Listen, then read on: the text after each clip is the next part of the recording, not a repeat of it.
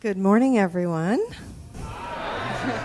Everyone ready for another exciting blast into the cosmos? Were you here last night? A lot of you here last night? Yeah? I know. Wasn't that awesome? Isn't that amazing how he can just download that information and it comes flowing through him? Have you ever hear an or a pause or a... It's just absolutely incredible, isn't it? What did you do? That's how you know it's two different people.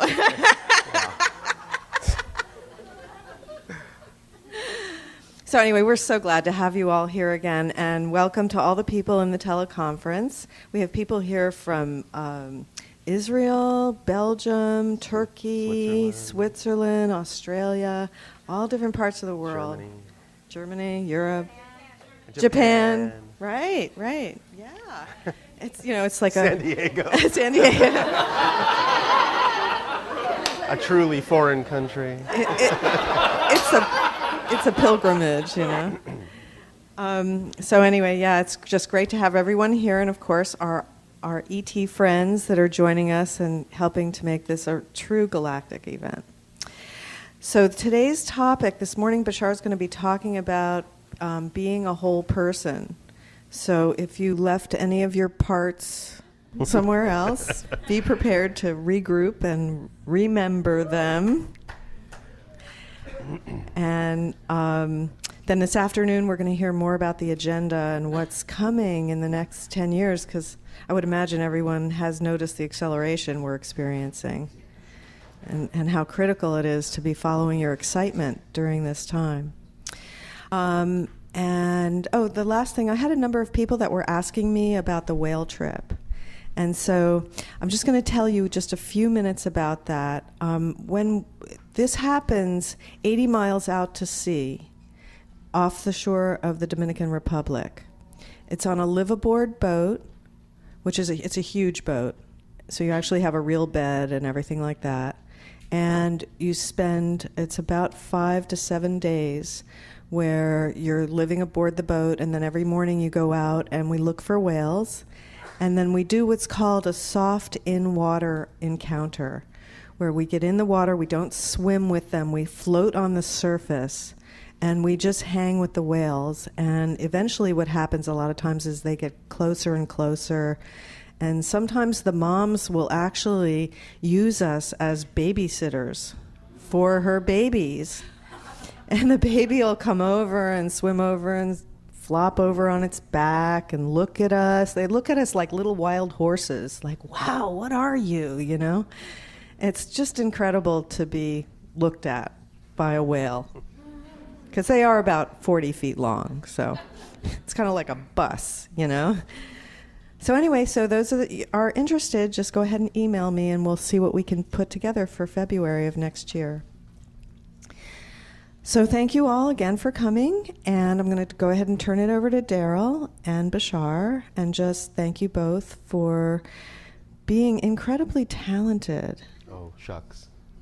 And, just having this wonderful ability that is helping to bring so much light to our planet. So thank you, Daryl and Bashar. Thank you. Thank you all for making it possible.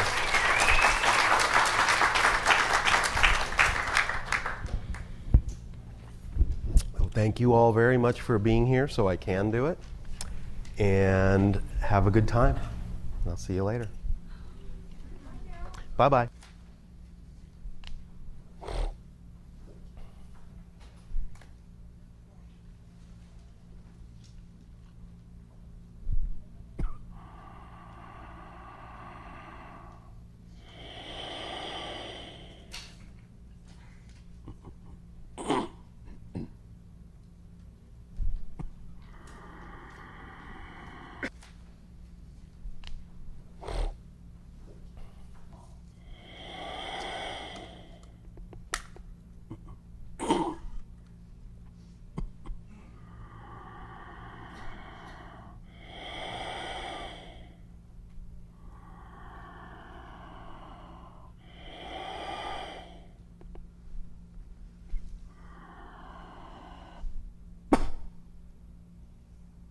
Say good day to you this day of your time. How are you all?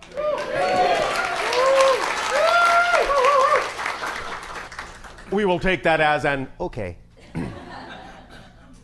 We thank you once again, each and every one of you and all of you together collectively, for the co-creation of this interaction that affords us an opportunity to experience through all of you many more facets of the multidimensional crystal of all that is. So we thank you for expanding our awareness of all the different ways that creation can express itself. Let us begin with the understanding and the idea and the sharing that has to do with the relationship between physical mind and higher mind, functioning as a whole person. Now,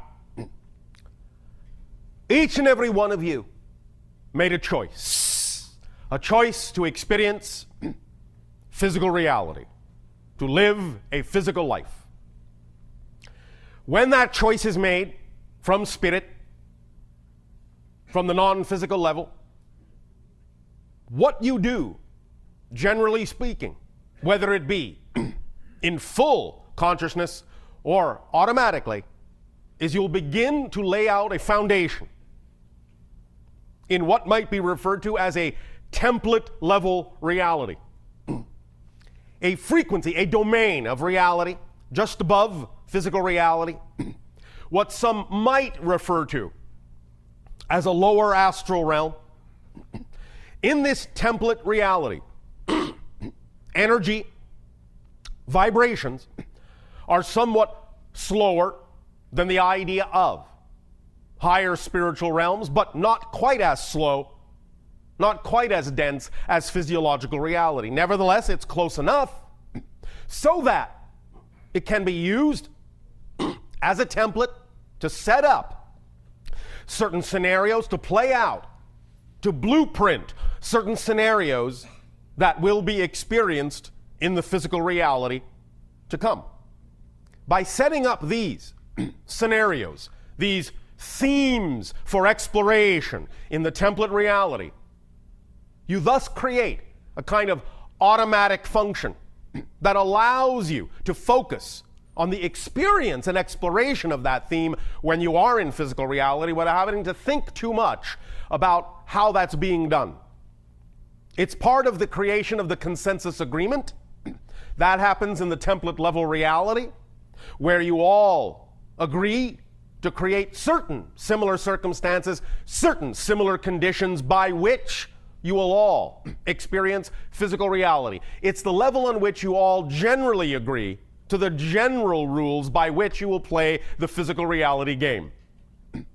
Once then that has been established in template fashion and set into place, your consciousness then, in a sense, passes through that template on its way to physical reality, on its way to crystallizing yourself into physical materiality, bonding with the idea of the physical body, consolidating down to that focus. And by passing through that template level, you take on the attributes of the general agreed upon reality.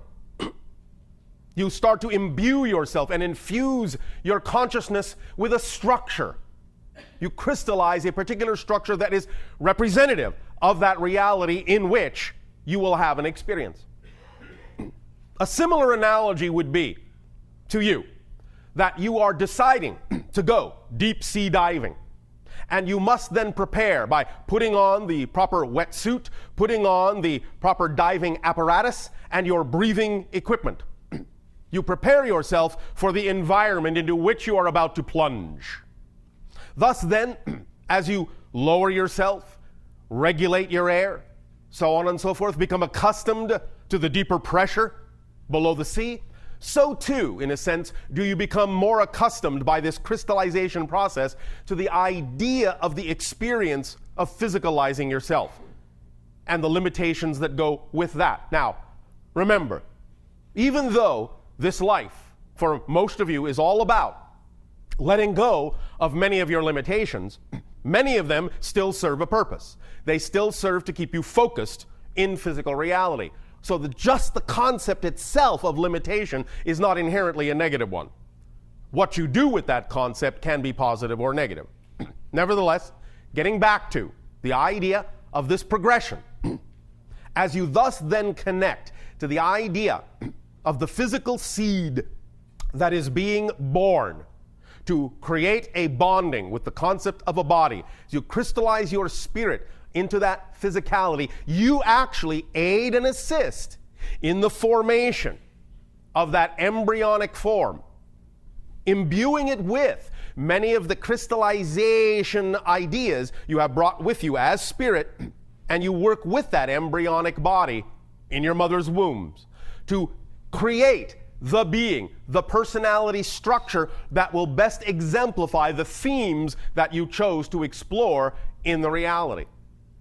While working in that sense with that embryonic structure, you will find that most of the template ideas, most of the thematic ideas that you will explore in physical reality, that you thus then crystallize into that embryonic body, are done after, on or after the 49th day of the existence of that embryo. Up to that point, the embryo structure does not have the capacity to lock in those template ideas, because what has not yet formed in the embryo is the necessary and essential and crucial pineal gland. Once the pineal gland exists, because it is in the brain the gateway and the doorway between higher and lower realities, it is necessary for it to be there in the embryo to function as the gland that incorporates those template ideas and thus then starts to arrange the idea of the neurology of the brain in such a manner and the cellular structure of the body in such a manner as to be conducive to the ideas and the themes that are being crystallized in that body. Once the embryonic form then is sufficiently organized to be a match for the frequencies that are representative of the kind of experiences and themes you have chosen to explore in physical reality, there then starts to become more and more and more a solid vibrational link between the idea of the physical form and the spirit form.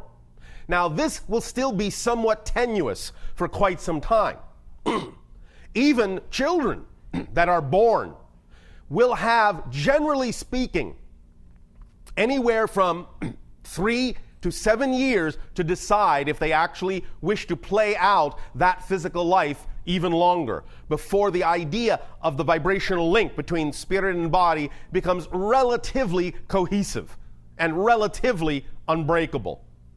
But especially up to the age of 3, you will find that many spirits may have only wanted to experience a little tiny bit of physical reality, just want to, in a sense, get their so-called spiritual feet wet, but don't necessarily want to have a full lifespan. So you will find that many individuals who are still very young will simply choose one day to leave. This is not the only reason, but it is one of the major reasons for what many individuals on your planet call unexpected crib death. They will just have lived out the span that they chose to live, and they will simply go back into spirit. The idea also of what you might refer to as either miscarriage or abortion is also something that, in a sense, serves the spirit's purpose of choosing someone who wouldn't necessarily choose to have a full-term child, and thus by forming a link with a person who has made that kind of a choice, they will get to experience just the portion of physical existence that they chose to experience and no more. Now, this is not in any way, shape, or form a commentary on that kind of choice. It is simply saying that nothing goes to waste, and in that sense, it all serves some spirit's purpose. So in that sense, doesn't need to be looked at in any kind of a judgmental way. It is simply a choice, a circumstance, and an opportunity that is taken advantage of by those it can serve.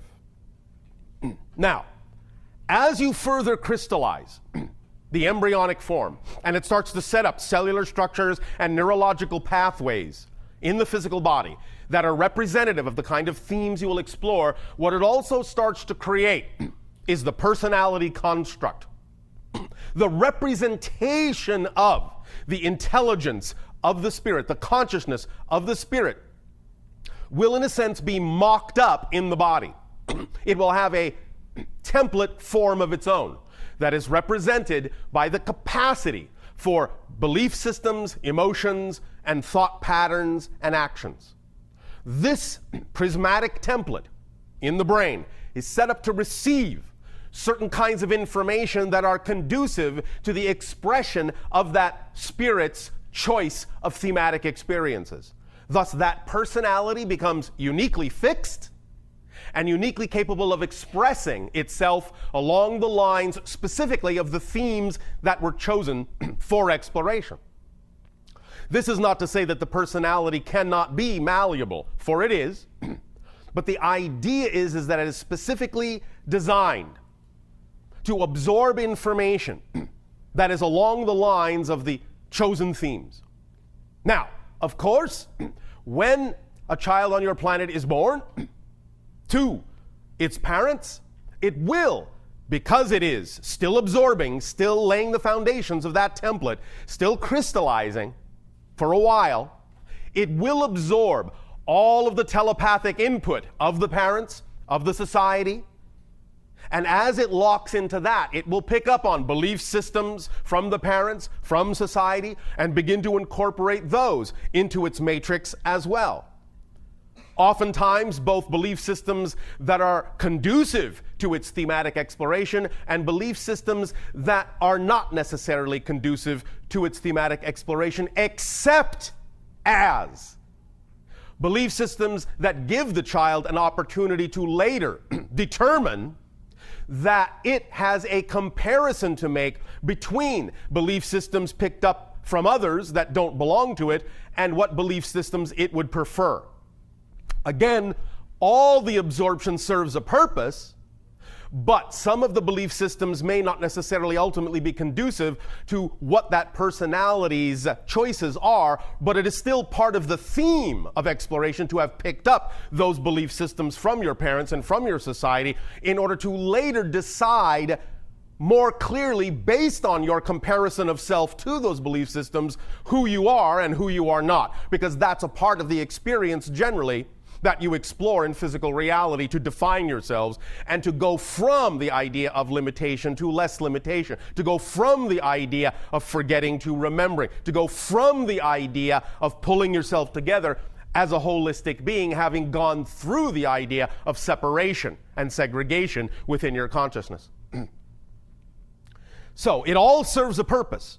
Even though you will divest yourself of certain belief systems as you grow, they still served a purpose of being there because they gave you something to compare the ideal self against and gave you a measure of where you're going. So in that context, all of your parents have served you, even though they may not have known how they were doing it or what they were doing, even though they might have been, if within their own integrity, more capable of expressing the idea of love to you in a more positive way. Nevertheless, because they may have had their own fears, their own doubts, their own issues of exploration that may never have been resolved for them, they still handed down to you those things that still give you the opportunity to decide more concretely who you are, even if only by recognizing through what they have given you who you are not. So it still serves all of you in that way if you are willing to use it that way. Now, this brings us to the idea of the personality structure, the physical mind, and its relationship to higher self. Let us now rewind this, go back a little bit to where you first were forming from spirit that template reality. Aside from the mechanism we have now described of forming the physical side of the personality, the physical side of the person you will be in physical reality experience, at the same time, when you lay out that template, you also, from spirit, create a duality. you create not only the physical side, the physical mind, but you create the template called the higher mind that goes specifically with that person. So every person is a person in totality when they express the idea of physical mind and higher mind. That is what makes you a whole person capable of exploring the idea of physical reality. Above that level, what you might call soul or spirit, it isn't broken out in that way. It is mostly the experience of what you would simply call higher mind, but it is not the same exact experience of higher mind, not the higher mind template that is formed to go hand in hand with the physical persona. But the higher mind template that is formed by the spirit acts as the liaison between the physical mind and the higher levels of your own soul. And so it remains to a great degree in the template level reality. Again, it is, by analogy, the individual still standing on the boat helping the diver who has gone down below, making sure that they are given every support that they need, making sure they are still in communication, and helping to guide them from the surface in any way that they can by taking readings of what's going on around them and helping them in their exploration down below. So higher mind stays on the boat, physical mind goes deep sea diving. Now, once this relationship is established, then the idea is to get these two to work in concert, to get the physical mind and the higher mind to work in concert. Now, because your view deep, deep, deep under the ocean is limited, as it is when you go as a spirit deep, deep, deep into physical reality, the idea is to rely on the higher mind, the person on the boat, to be able to guide you to the horizon because they can see farther than you can. The deeper you go in the ocean, the darker it gets, the murkier it gets, the less visibility you have. The deeper you go into physical reality, the more limited your point of view can be. But you can always rely on the fact that the higher mind, still up there on the surface on the boat, can see clearly to the horizon and can, with the proper communication, guide the diver in the proper direction. So the idea then is to recognize that because you will experience a kind of disconnection from the surface, disconnection from the higher realm, it is important to rely on the communications of the higher mind for guidance. However, the paradox is that very often, not so much that it has to be this way anymore in your reality, but especially in your history, diving deeply into physical reality has created the kind of disconnection and the kind of forgetfulness and the kind of limitation that allows you to not even remember you have had a higher mind. And therefore, you have created within yourselves, nevertheless, as part of your template, an urging within the physical persona to seek the higher mind. Because the higher mind knows, and the spirit knew when it formed the template, that it was highly likely the physical persona might get lost in the darkness. So it always gave the physical persona that one seed, that one spark, that urge to go toward the idea of the light, to go toward the idea of the higher mind and to form that reconnection. This is expressed as the creative desire, the desire for love. That is what that is. The feeling of desiring love, the feeling of love, the desire to express oneself fully, creatively, in that sense, is different ways of expressing, of experiencing the seed that is created in the template that urges you back in that direction, urges you to reconnect with the higher self. Now, again, because of the degree of disconnection experience and the degree of forgetfulness that exists in the idea of physical reality, we understand that even that can sometimes be distorted, be clouded, be filtered. Nevertheless, the urge is there. It is always driving you to look for that which allows you to feel complete. And in many ways, when many of you are looking for things to allow you to feel complete, that's actually what you're looking for. You're looking for your connection to the higher mind, to reconnect, to form that relationship with the higher mind. We understand that many of you may, because of the forgetfulness, because of the filtration, because of the disconnection, because of the distortion, you may interpret the idea of that which you need for completion in a variety of different ways. Some individuals will feel that desire for completion by expressing it through the need for another person or the need for sustaining oneself with food or many other things. This idea, however, is all predicated on the notion that what you're actually looking for is that reconnection to the higher self. This is not to say it cannot be expressed in a number of ways, or that those things cannot to some degree represent part of the path of reclaiming that connection. But very often, because of the forgetfulness, the physical mind and the ego structure may assume that the thing that in some sense is on one level representative of that reconnection is the reconnection itself, and it is all that is needed for the reconnection, and it often stops you short of making the reconnection, because then you become fixated on the symbol of the reconnection rather than the reconnection itself. Now, the idea of the ego structure is basically this. It is simply for the purpose, its really only job is simply for the purpose of keeping you focused as a physical personality in your physical reality experience. That's its job. It's just to focus you in physical reality.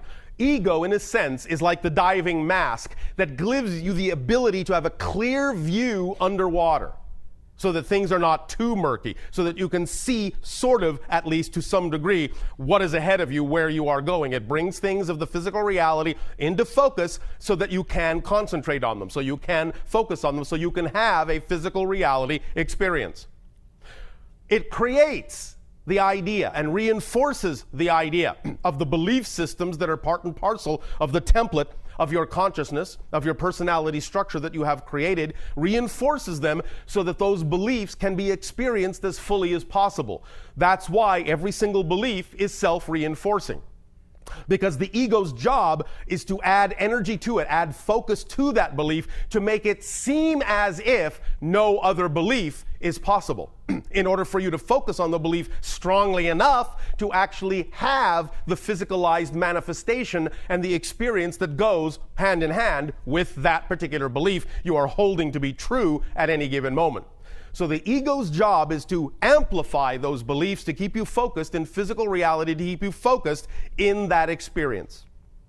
But when there is a degree of forgetting that exists to the extent that it has in your reality, very often, because of that sense of disconnection, because of that experience of disconnection, not that you're ever really disconnected, because you cannot be, but you can create the experience of disconnection to such a degree that the physical personality structure, the ego structure, can forget that it's not actually the one in charge, can forget that it has a helpmate in the template reality called the higher mind, can forget that it is not doing this alone.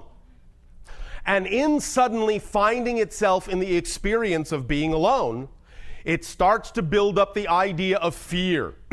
It starts to reinforce belief systems in a way that perpetuates its existence beyond the necessary level that it is actually required to generate for its continued existence. It starts to think that if it is all there is, then it's in charge of everything. The burden and the weight of the world is on its shoulders. The responsibility for everything that happens in your physical reality is up to the ego structure, and it starts to take on that job when it is not built for that job. It starts to burden itself, stress itself. And in that way, it starts to break down. It starts to do wildly incongruous, wildly irrational things to strengthen itself, and strengthen itself under the feeling that it is crumbling under the weight. And by constantly reinforcing and strengthening itself in a way it was not designed to do, it can become extremely dense, extremely crystallized, and very difficult then to allow to expand back out into its more relaxed state, its more relaxed focus. And when it gets that concentrated, the amount of energy the ego puts into belief systems that are generally fear-based are going to be almost overwhelming. Because it is taking on this burden from a perspective of fear, most of its energy, most of its reinforcement is going to be fear-based. It's going to choose those things that are based on survival mode. It's going to reinforce itself with the idea that it must survive at all costs at this concentrated level. Otherwise, your life will end. It will be annihilated. The personality will dissolve. So the ego structure does everything it can to take on this tremendous burden. Let's all give the poor little ego a break before the ego breaks down. Therefore, in this day and age, even in that concentration of ego physical personality structure, even in that degree of density, look, you have still felt that little seed, that little urge that calls you back to the higher self, back to that frequency, back to the light. Even from that deep degree of murky darkness, you still were capable of sensing somewhere that there must be some kind of higher vibration that calls to you, that tugs at you, that pulls at your heart, that allows you to feel, to know there is some level of reality wherein the ego is free, the personality is free to be what it was designed originally to be, and that there is no need for the stress and strife and struggle and dire consequences and dire experiences that the ego has for thousands of years on your planet sought to perpetuate in generation after generation after generation, constantly be reinforced and reinforced from generation to generation to generation. Now is the timing that you have finally gotten to the point where the light is bright enough, where enough of you are seeking that light within yourselves, that you are adding that to the collective reality and giving each other better opportunities with your collective momentum to know that there is a level of reality, a level of yourselves, a level of your whole being that is more than capable of reconnecting with you, that you deserve to reconnect with and deserve to lighten your load, lighten up on yourselves, take the load off, drop the baggage, and get on your way through life in an easy and effortless, creative manner. And this is the time and the age on your planet where you're now realizing that, so congratulations. Now, we will share something with you to further strengthen the idea of the many different ways that you are starting to attract yourselves back to your own higher minds. So we will now share a little secret with all of you that we have shared with a few, and it is this. In these conversations that you are having with us, whether they be in this group structure or in one-to-one scenarios, doesn't matter. When you are speaking with us, you are actually speaking with your own higher mind.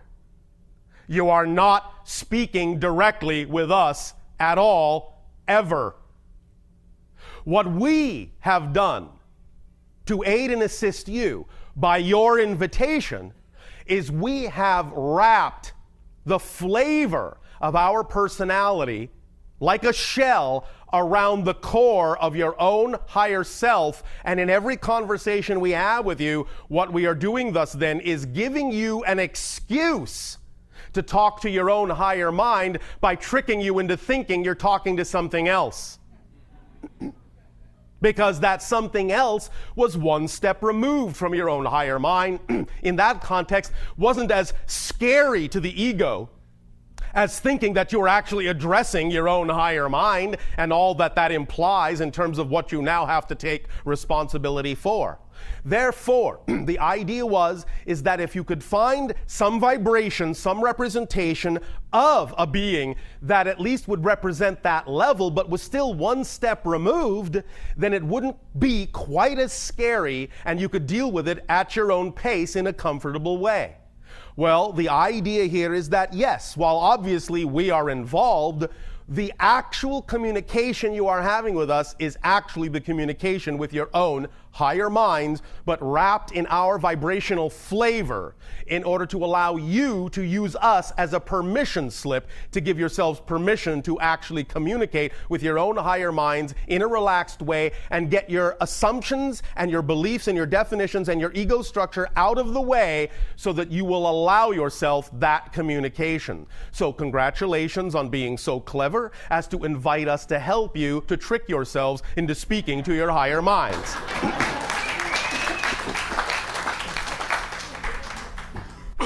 Now, with this realization, then you can begin more and more every day in every way to relax the idea that there is fear attached to speaking and reconnecting to your own higher mind.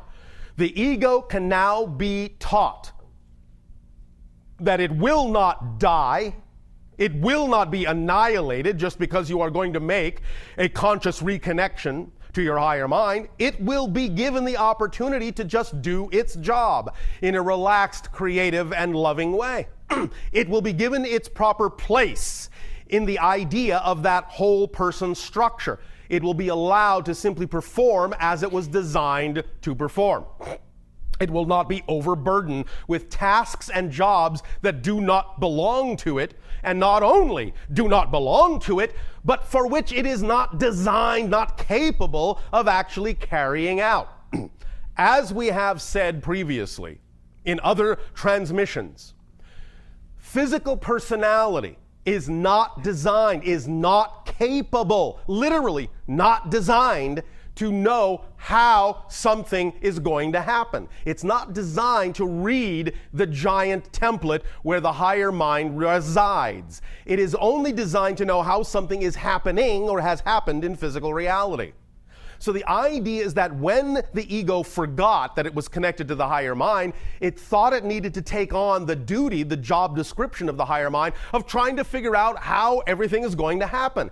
Well, this is my dream. This is my desire. Now, how am I going to make that happen? I don't know, but I'm going to try. I'm going to struggle. I'm going to pull a little at this. I'm going to grab at straws. I'm going to reach out, flail around until I can figure out how to make this work, how to force it to work, how to push everything together in the way that I want it to be. When in fact, it's simply the idea of allowing the higher mind to bring it to you in the way the higher mind knows is best for the whole person that you have chosen to be and best for the themes that you have chosen to explore. Only the higher mind knows how it is best for that to happen, because only the higher mind can see all the way to the horizon, can see the full path ahead, knows where all the twists and turns are, and thus knows what is actually the quickest route to the manifestation of your dreams.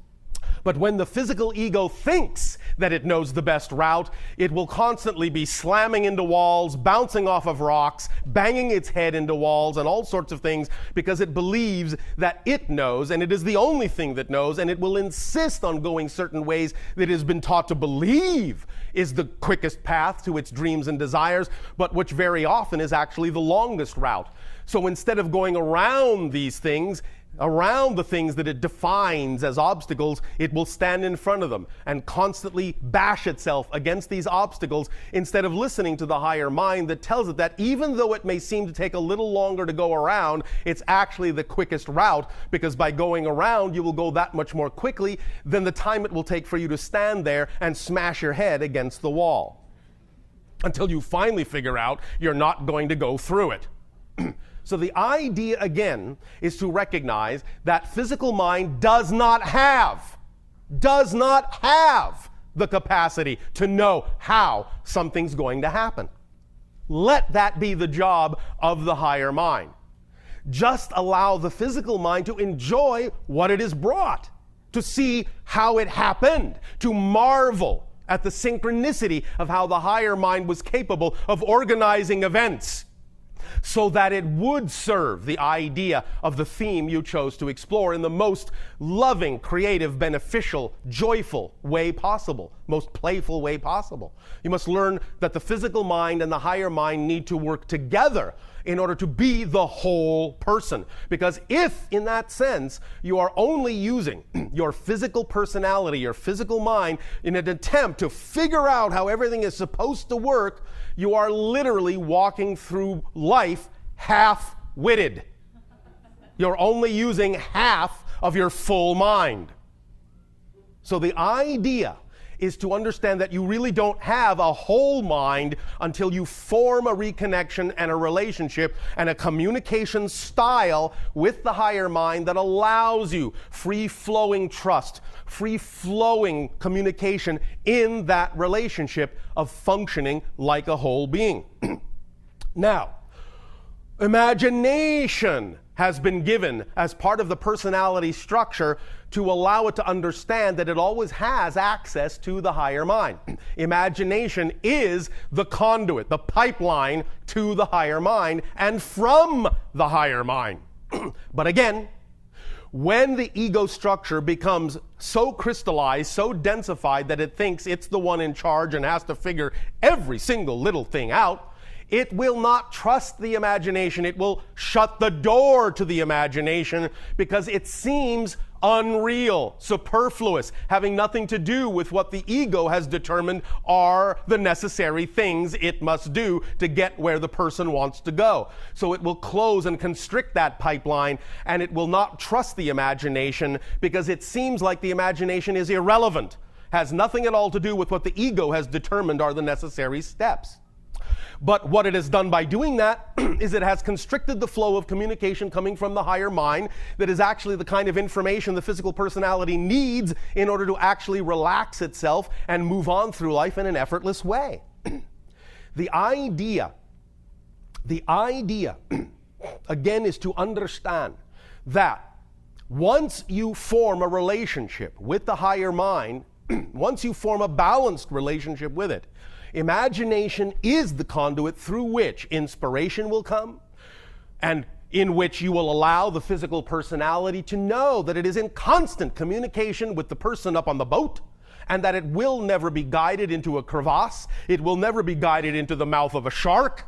It will always be guided straight toward the horizon that represents the dream and the theme that the personality chose to explore, and all the transitions can happen quite magically when those lines of communication are open. Again, we remind you of this. Very often, the ego might be willing to use the imagination a little bit, but again, it often subverts the use of the imagination for its own purposes, to reinforce its own ideas of what it thinks is the best way to allow something to manifest. The physical personality may be willing from time to time to create a vision, an ideal vision of the dream. It will create all the scenario. You have heard us say, and you've heard many say, visualize, visualize, visualize. Create a mock-up in your mind's eye, in your imagination, of the ideal scenario that represents to you the idea of your highest excitement, your highest passion. And this is a good thing to do. This is a positive thing to do. It is a beneficial and creative thing to do, to use your imagination and visualize what is a representation, the closest possible representation you can create with your physical mind of that ideal scenario that you say is representative of your passion, of your dream. But here is the key. It is only a representation.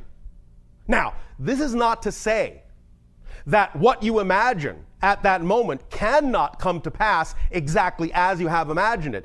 Oftentimes, it happens exactly that way, and that is all well and good.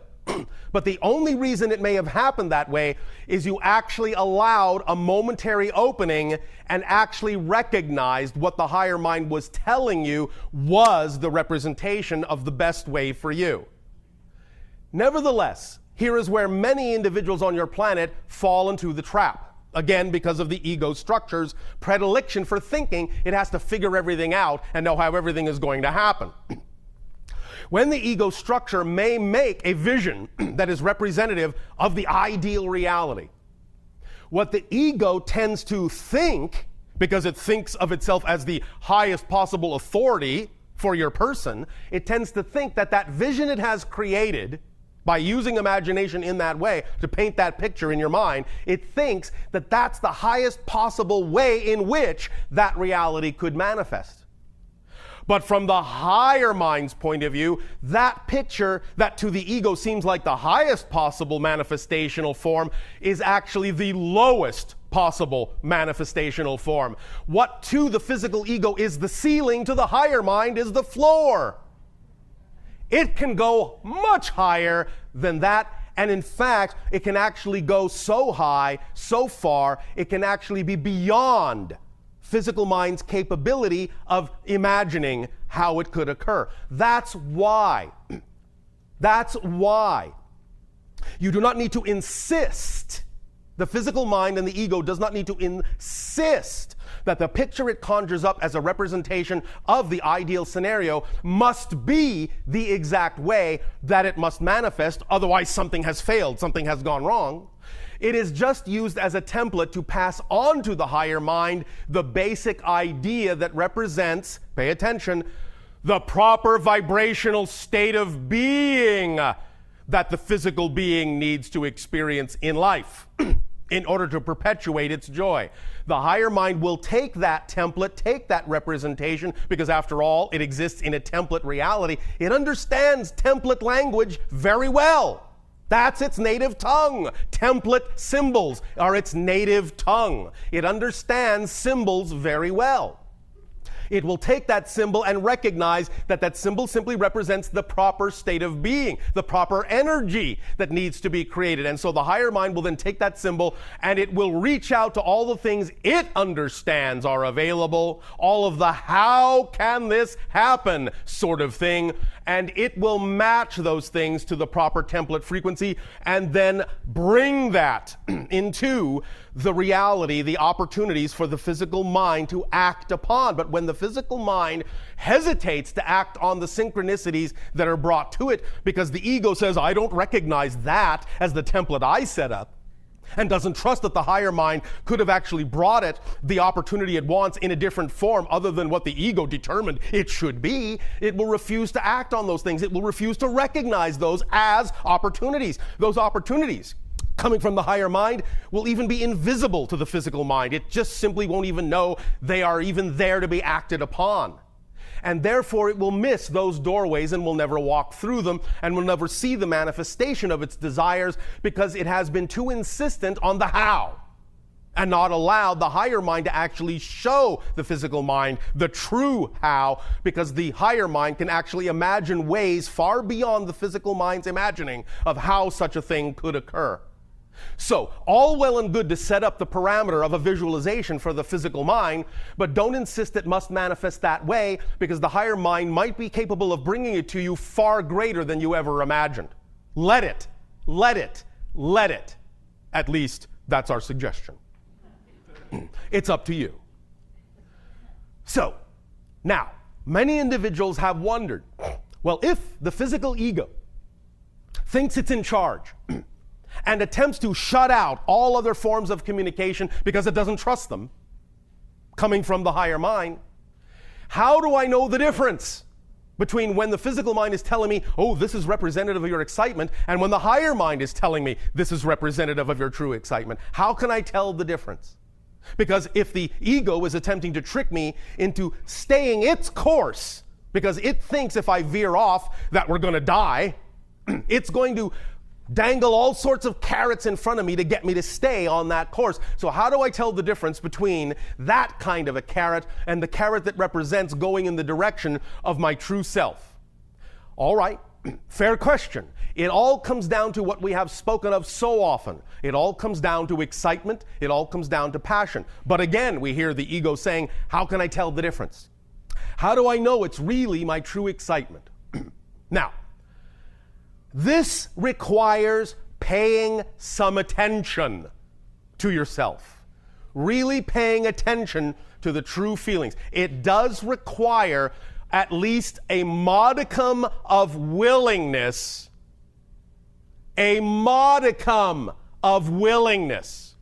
to tell the ego to shut the hell up. At least just for a moment, so that I can hear my true self.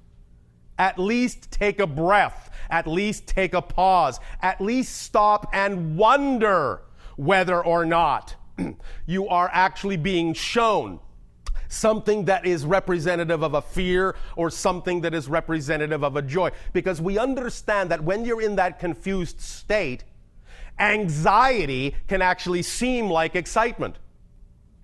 And excitement can actually seem like anxiety.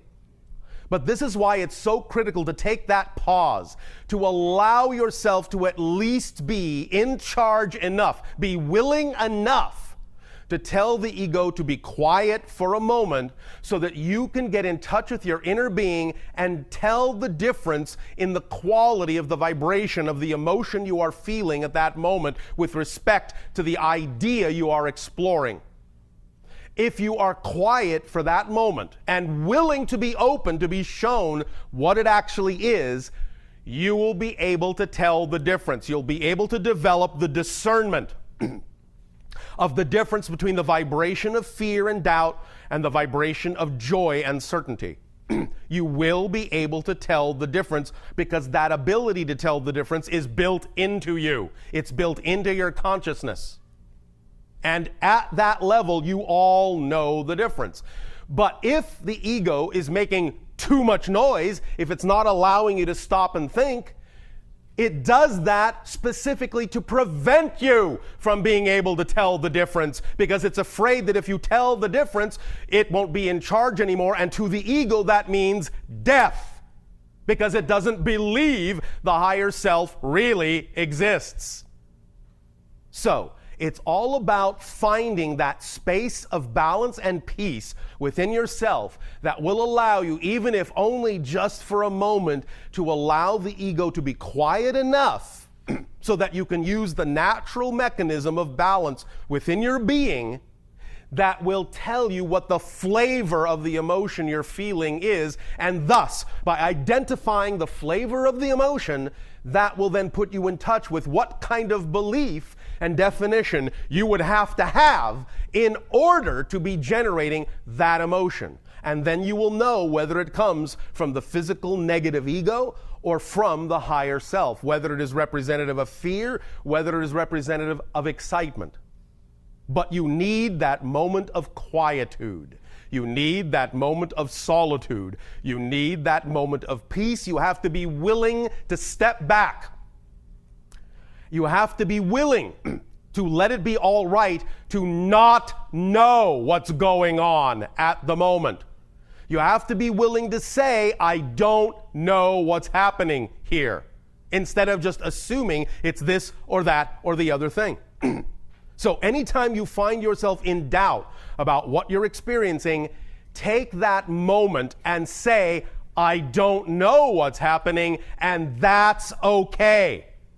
And in that moment where you have actually admitted that you don't know what's going on, you can find the balance, the quiet, the peace, the stillness that will actually then start to allow you to be more sensitive to the quality of the vibration of what's going on and give you more capability of having more insight as to what you are experiencing and what you are dealing with in terms of the physical mind or the higher mind.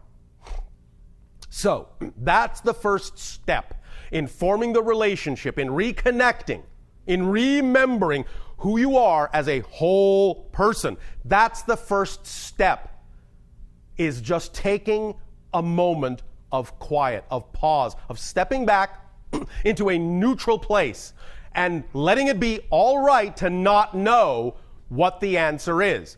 As soon as you allow yourself to be all right in that balance point, you can allow the natural senses you were created with to begin to fill that stillness, to fill that little void of quietness, and they will begin to be heard. But you have to be quiet to hear them at first, because they have been suppressed for so long in your society that at first it will only seem like a whisper, but you'll recognize it.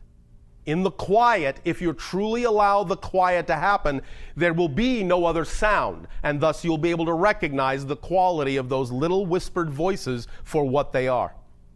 And as soon as you really start paying attention to what they are, you can start to guide yourself with them in the direction of your preference. And as you do that, bit by bit, and this may take some practice, it's all right, bit by bit, you will start to gain more discernment as to exactly what vibration is representative of what, and you will start to pacify the ego into understanding that it's not going to die, it's not going to be annihilated, that in fact this is what it really wants, because it is tired of laboring under such stressful circumstances, it is tired of bearing the weight, and you're going to take the load off and you're going to bring it along. It's not going to go anywhere. It is your friend. You love it. It is serving you. It is designed for a purpose of focusing you in the physical reality experience you wanted to have, in the theme you wanted to explore, and you cannot live without it. Literally, you cannot live without it.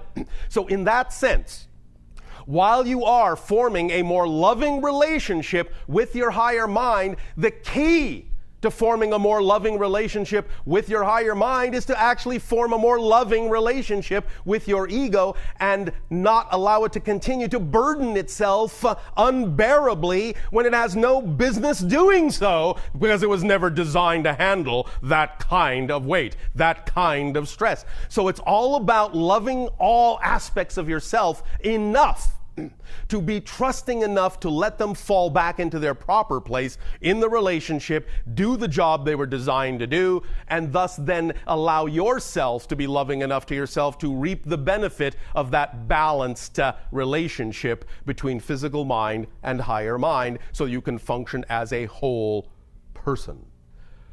Does this make sense? Yes. All right. Having said that, we may now, if you wish, open to questions and exchanges. We have a question from our listeners at News for the Soul. All right. I You thought may I'd- get the ball rolling. Okay. I guess this question dovetails exactly with what you're talking about, which is, I was thinking of a... One moment. Shh.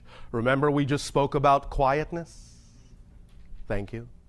I was thinking about following your excitement and how the ego can be helpful or obstructive in allowing you to follow your excitement.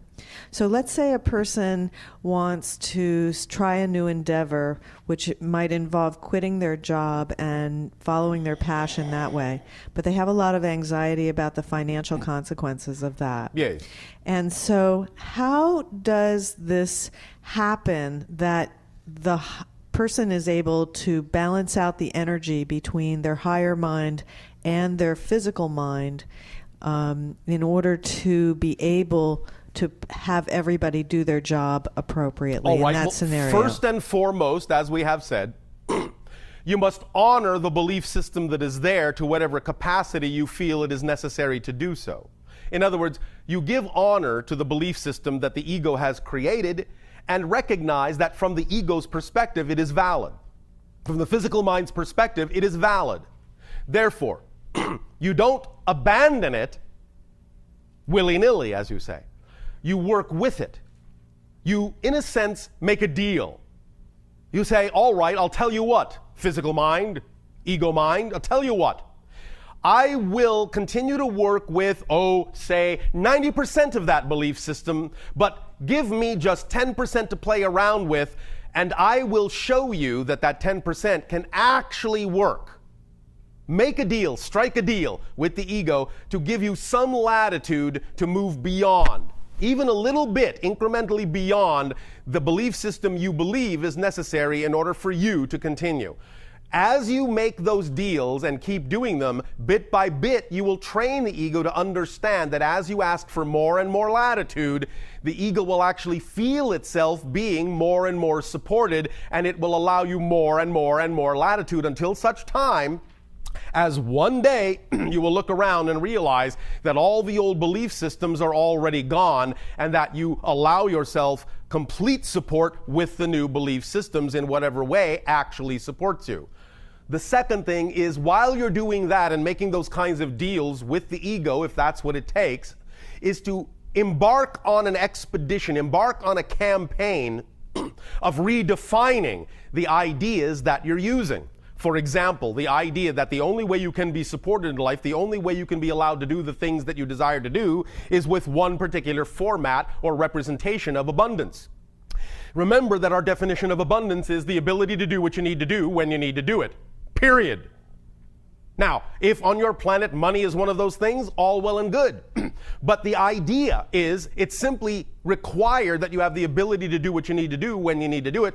And if money isn't necessarily the way in which it's best to do that thing, then your reality, your higher mind, will actually bring you the thing that would actually allow you to do that with less effort. Because sometimes if you insist that money's the only way a certain thing can be accomplished, again, that might simply be setting up an obstacle to bang your head against, when in fact your higher mind could actually bring it to you in a more easy way if you would only relax your definitions about what you think you need.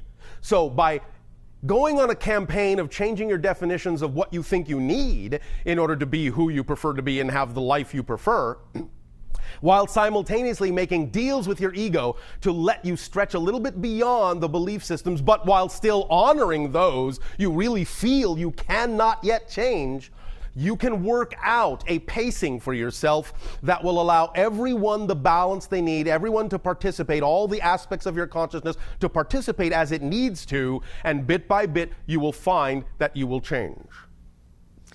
So if the ego is frightened in that scenario, will it sometimes try to sabotage the person? Like they'll say, yes, of course. Okay, I'm going to try but this. But that's why you need to strike a deal.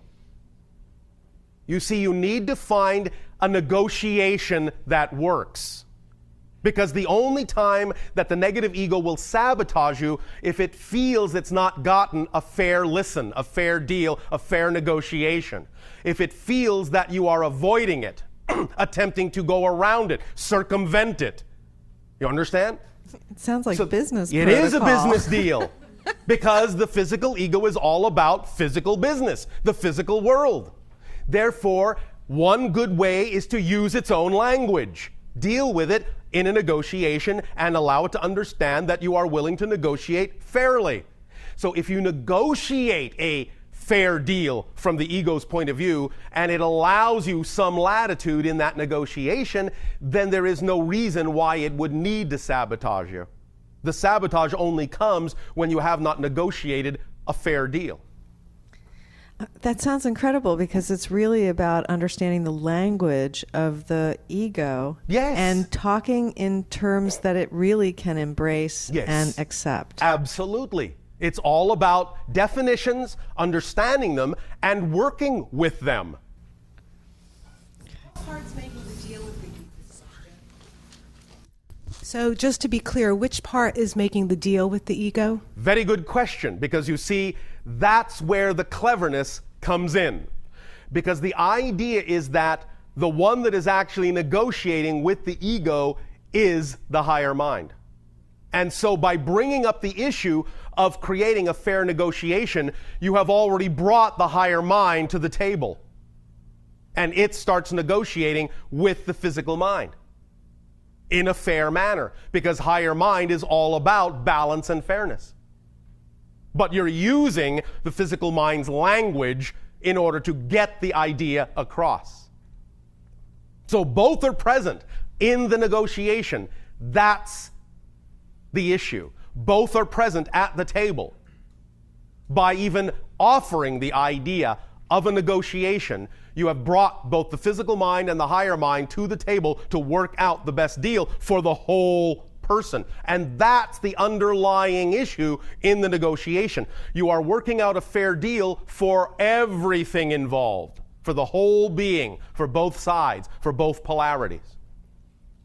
All right? Okay, that's great. I'm getting a lot more clear on how you can have this dialogue with all these different aspects of yourself. Yes. And become a unified person. Yes. Thank you. Thank you, Thank Bashar. Good day, Bashar. And to you, good day. Thank you. Recently, in my meditations, especially with the use of entheogens, I have The use of entheogens. define.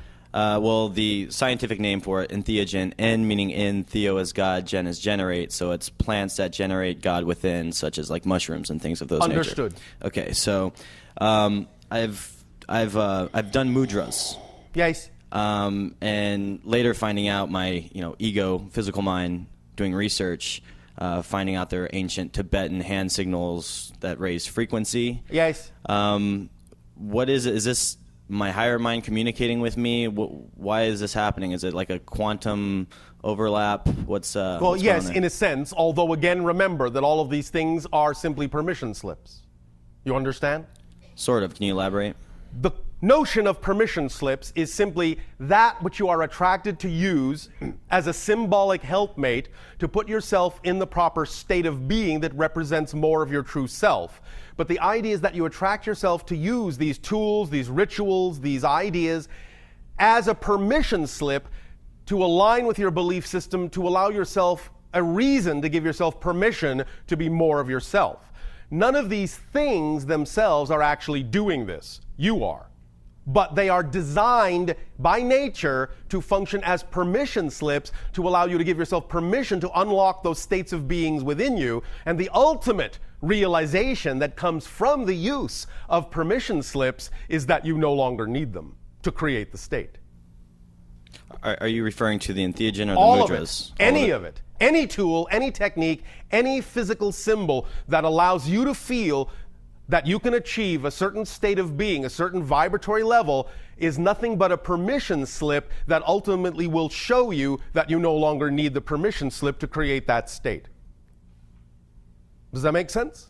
Yeah, it makes sense. I guess I'm a little bit more questioning, like when this is happening. Also, I guess you could say like Reiki type healing occurs as well. Yes. But again, all healing is done by simply creating a vibration that suggests to the person to be healed what frequency they need to match within themselves in order to create the experience of healing for themselves. I understand that. And also, just real quick, the ego itself, in an out-of-body experience type situation. Just the fundamental ego, you mean? Just the focusing mechanism. Yes. Yes. The inner dialogue, I yes. guess. In an inner out-of-body experience type situation. Yes. Where you feel totally dissolved and one with everything. Well, not exactly, but go ahead. Not exactly. Well, in other words, if you actually had the so-called experience, I put that in your quotes, of actually being the one, you would not actually have an experience. You would just be the one. The one does not experience itself. The only way that the one could experience itself was by creating itself as the all. So when you have the experience you just talked about, the actual experience you're having is a connection to the all within the one, but it is not actually a connection as the one itself. It is only a connection to the one as the all. Is that like the 99% kind of method you gave yesterday, like right before the one? It is similar to that idea, yes. Because to actually go into the one, to actually be the one, there is nothing else. And an experience cannot be had when there is nothing to compare yourself to. So the one has no experience. It has experience as the all that it is, but not as the one. So this is just a clarification of terminology. Okay. Make sense? Yeah. So in your out-of-body experiences, when you can perceive a connection to the all, that the one is, yes? Yes. And then you were going to say beyond that? Oh, I was just going to say beyond that, just when you experience that, like it's more of a processing thing coming back into the ego mind. Like I was going to ask with that question, is there really a dissolution of the ego, or is it still there? You still have a sense of your own identity, but it is not actually experienced in the same methodology or by the same mechanism as the physiological mind's ego structure. Is that similar to dreams then? It is more similar to that, but it is actually even beyond that. Because the dream itself also has to be a physical mind construct in order for the physical mind to understand the symbologies of the experience.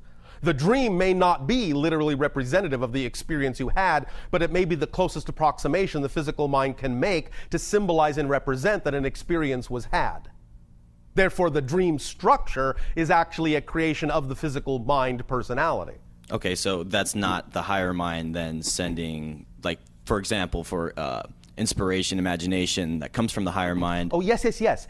It can be that the origination of the information comes from the higher mind.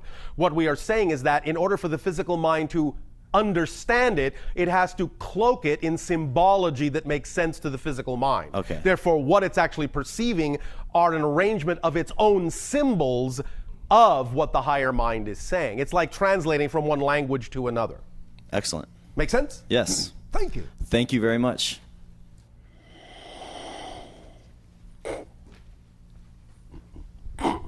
Good day, Bashar. And to you, good day. Thank you very much for tricking me into talking to my higher mind. You are very welcome. Because that's what I've been wanting. Yes. So I do spend time every day being quiet in meditation, All right. trying to get my ego mind to shut up. Oh, all right. Okay, that only works so well. Well, this is where the negotiation comes in. Okay, so speak a little bit more about that. Well, So, again, the idea is to know that when you propose a negotiation, that you are proposing something that is fair for everyone, including the ego structure, including the physical mind, including the higher mind. That something can be worked out that will work for all. Now, we understand that there may be a belief system within the physical personality structure that may not trust that, and you may have to work with that a little bit. But that is why we say if in the negotiation you promise to honor the belief systems that are already there that come from the physical mind's fear-based belief, then by honoring it as much as is necessary, then you can prove over time that it is no longer necessary to hold those things to be as true. So you does have to start, in a sense, with giving the physical personality, in a sense, let's say, you have to give it the first win in the negotiation.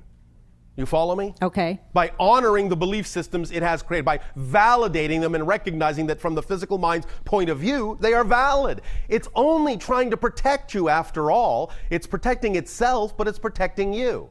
Yeah. Because it thinks itself is you. Yes. So the idea is that what it's doing, no matter how detrimental it may seem, no matter from what negative place it may seem to come, it's doing it out of love. Making the statement in your negotiation, your opening statement in your negotiation that you recognize that it's doing what it's doing out of love is the way to begin the negotiation. And then what you're returning with is the idea that what you are also proposing is out of love, because you want the ego to survive and you want it to experience joy in doing its job effortlessly. And therefore, what you're going to propose is a sensibly and reasonably paced unfolding of a change in a negotiation that honors its side, its view, while at the same time also allowing you to prove to it that the changes you are proposing will serve it as well. So it's a win-win situation. But you must start any such negotiation by letting it, in a sense, win its first point, because the ego is all about winning. Yes. When you can teach the ego then that you're interested in a win-win, it will start to relent and grant you some leeway. Then you can work with whatever it is it gives you, and even if you are given a seed, you can expand that and keep expanding that in your future negotiations as you prove, bit by bit, that the old beliefs are no longer necessary for the ego to continue to win. At a certain point, you will cross a threshold in those negotiations where the ego will actually be eager to grant you more and more and more leeway, because it will actually start to feel the burden lighten up on itself. It will actually start to feel more like its true self. It will actually start to stretch out and say, you know, this isn't half bad. Well, in fact, then maybe it is just half bad. But it is working its way to being all good. Does that make sense? Yes, it makes sense. Does that help? Yes, it helps, and I think it may answer the second part, but I'm going to ask it anyway. Oh, all right. So then when I get the ego to be quiet for a while, then I spend the second part asking questions of my higher mind and then waiting for an answer and writing it down. You can. Again, remember, it is important during this point to actually use this quiet time to begin a dialogue with your higher mind in whatever way will allow the ego to feel that you're not tricking it. Give me an example. Do it. Well, again, do the dialogue. You have to express the idea that you're going to... Are you familiar with the idea? Again, this comes back to the idea of what you call business language. Are you familiar with the idea of full disclosure? Yes. Well, that's what you're doing with the ego. Okay. You're saying, all right, the first win goes to you. And now, if you will allow me, I'm going to talk a little bit with the higher mind. Is that all right? Of course, the ego will think that you are something else talking to the higher mind, when in fact the higher mind is actually saying that. Okay. You understand? Yes. All right, because Yes. at first the ego won't recognize you as the higher mind. But when you get the ego to be quiet, you actually start talking to it as the higher mind. But for a while you may have to pretend that you're not. You may have to pretend to seem to be a neutral party. Maybe you can even pretend you're the negotiator in between the physical mind and the higher mind. The point here is to use your imagination to make that negotiation work in whatever way it seems to work best. But what is important is full disclosure, so the ego doesn't feel it's being tricked. And when the ego doesn't feel it's being tricked, the ego will have no reason to trick and sabotage you. So full disclosure is important. All the lessons of what you call win-win business negotiation are applicable to negotiating with the ego structure. I love that. Thank you. Thank you. Thank you.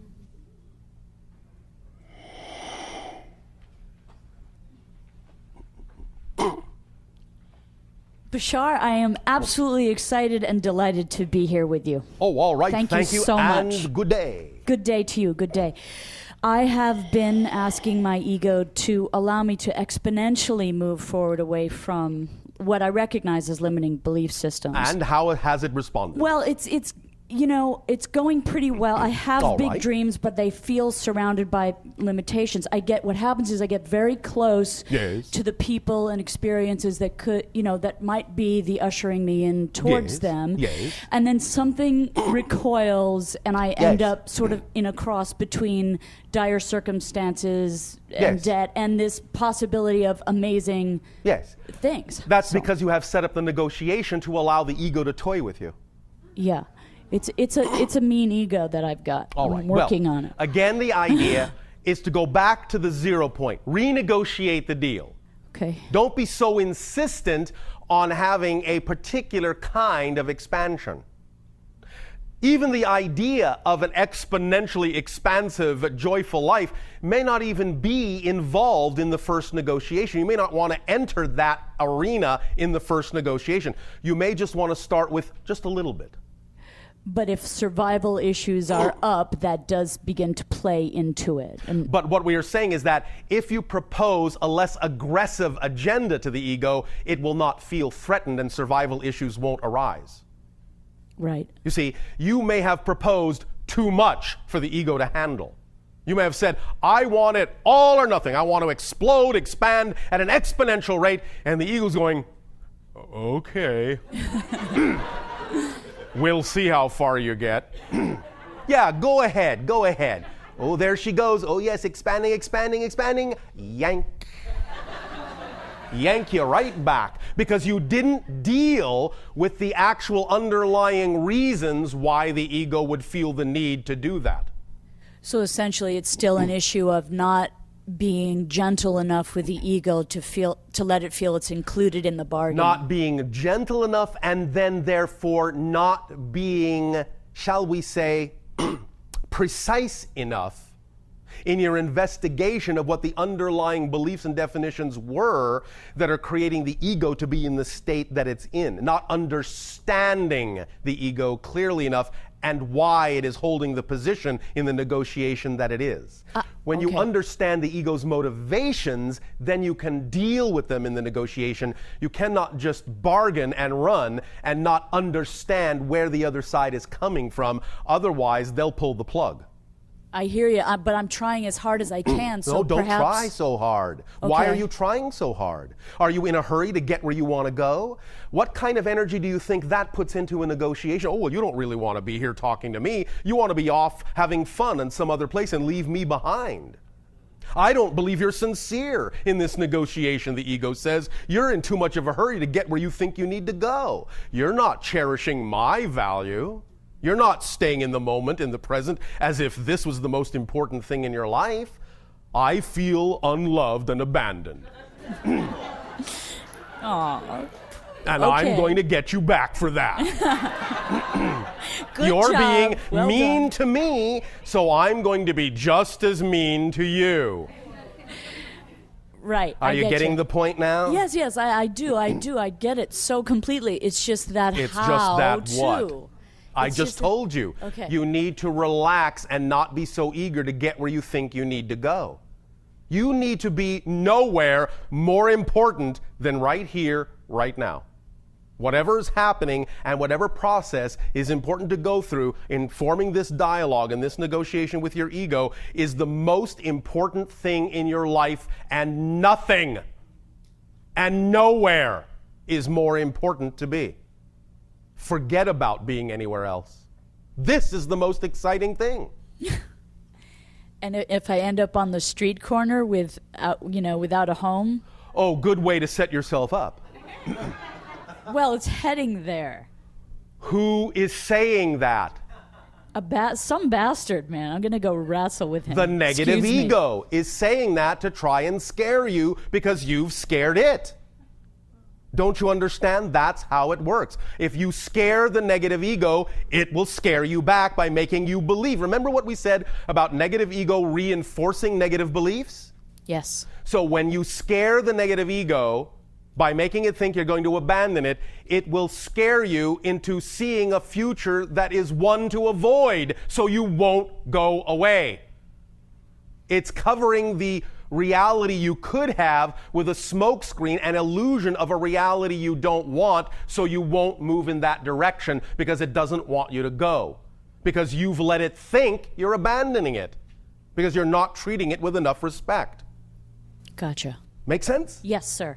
Oh, thank you, ma'am. Sirs. Thank you, my dear. And you as well, my darling.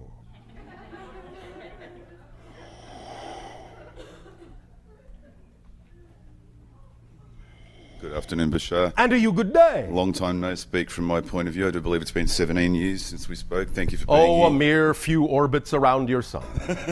Friend, I'd like to discuss a little bit further the ego issue regarding second-guessing internal dialogues with spirit and the like. Now, over the years, we discussed when we first met guides and the like and certain things. How, as time's progressed, these communications do occur, but at some of the times, part of myself kicks in and says, it's not happening, it's not a reality, you're fantasizing, you're making it up, you're playing with yourself. Yes. So, probably should have worded that better. But with regards to that, how can you be, and I know 100% certain is an objective phrase, but how can you be certain that the dialogues you are having internally aren't just made up? For example, about 12 months ago, laying in bed with my partner, etc., and I put out some thoughts to say hello, and it was either you or you in aspect that dialogued with me, and it wasn't a dialogue, it was a dissertation with 4 topics, and I remember the last comment, you will remember this. So I'm articulating that back to you now to establish whether that was you as an individual or whether that was you in aspect through my own consciousness dialoguing with myself. It was your own higher self tapping into our frequency and delivering the information in our flavor. Okay. So in that, then, how can I encourage those interactions by not ongoingly? needing them to happen?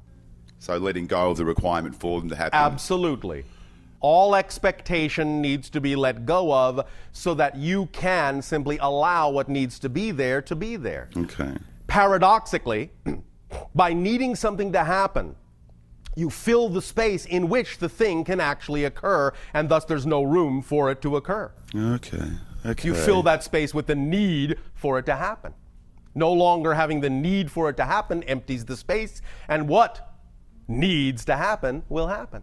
So would that then be a corollary? I've been also putting out requests to the auditors, as it were, to interact with you in a dream state. Yes. I'm still waiting for the circumstances for that to drop. Would that be sort of the similar thing as the either the... Actually, what you're waiting to do is remember that it's already happened. Okay, then I'd like to remember that it's occurred. Because then go ahead. Well, I don't. I'm uncertain of how to access that memory in this now. Don't need to. That's sort of going in a circle for me, and I'm uncertain how to address that, because if you're saying... Why is it so important for you to access that memory? That's another way of asking you why you need it so much. Okay, because the only other time that we've interacted on that level was a hoot, and I enjoyed it. A hoot? And I enjoyed it. Well, I could use other terms, but I'm... All right. But does that mean that other things in your life are not as much of a hoot? Well said, well said. Perhaps when you add more hooting to your own life, you will increase your vibration to the level on which more hooting will take place. Indeed, indeed. All right, I just wanted to cover off on those two issues regarding the internal dialogues and how to be able to be certain within yourself that... Well, again, the first step is not to care one way or another whether you have to be so certain. The idea, again, is to focus on the things that give you joy and just get on about the business of living your life to the best of your capacity in acting on the things that give you passion. And trusting that whatever else you need to know, you will know. And whatever other experiences you need to have, you will have. Remember, you've made appointments, you've made agreements to have certain things happen in certain timing. And the only way you can miss those appointments is by worrying that you will miss those appointments. Touché. So, does that help? It does, brother. It does, brother. Thank you. All right. Owl, see you later. Owl. Thank you very much.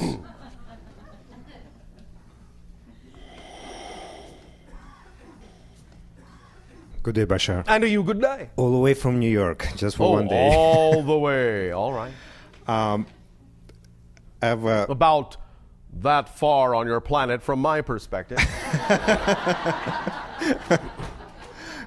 Super excited to be here. Oh, all right. I have a question in regards to ever since I started learning about your teachings, and it became evident to me that we actually can learn so much just by being and paying attention to what's going on around us, because nature, our physical nature itself, is a tremendous teacher. Yes. And I think that's why you're bringing a lot of analogies in our physical lives, same analogy as a scuba diver, for example. Yes. And when you were talking about our ego and our higher self having a conversation, it came to me evident that we actually doing the same thing with our children. Yes. On a daily basis. Yes. We're creating this bond and this trust that it all comes with love, and we just have to negotiate and create this kind of a trust relationship with our children. Yes. And once they do that, basically I'm looking at my children right now like my ego in that analogy, basically. Once my children start to trust me enough, we create that bond, and that's where... Well, understand that your children actually already trust you implicitly. The idea is that they trusted you enough to be fed whatever it is you telepathically fed them about what you believe to be true. So the idea is to allow yourself and your duty as a parent to be clear that the idea that you love them is already clear, but the ideas of how you express the concept of love may need to be brought into alignment. I'm not saying this is the case, I'm just talking generalities. The idea is that children are completely implicitly trusting of the parent, and they receive whatever they receive from the parent as if it were the perfect symbol or representation of the parent's love. Now, if the parent is sending negative ego belief systems down that avenue toward the child, then the child will start to interpret negative belief system, ego structures as a symbol of love, and that will be the only symbol the child will know and the only symbol the child will themselves be able to express in life until they get a handle on how to bring that back into alignment with symbols that are more positively representative of the underlying current of unconditional love that is always there. Mm-hmm. Does that make sense? It does. All right. Going further, there's a definition that we talk about a lot, and you were talking about children being older souls that are coming here as the teachers. Yes, especially now in this day and age, many of the children being born on your planet and that have been being born now for about the last 20 years or so are, in a sense, not only a new generation, they are actually a different species. And it is representative of souls that have a lot of experience in many of them, that are cross-connecting to many different experiences in many different parallel realities.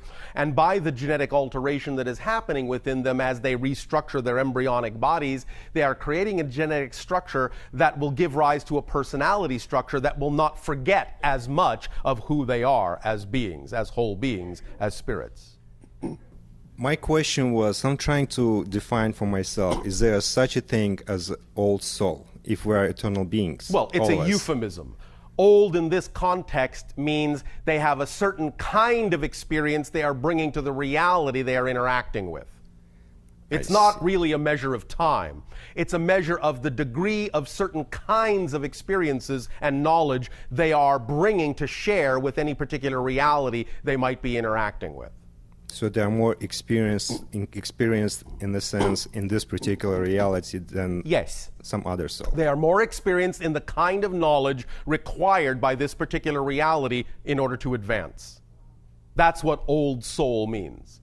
It's not really a measure of time. In the same way that we know many humans sometimes misinterpret the phrase light year and think it's a measurement of time when in fact it's a measurement of distance. I see. You understand? I do.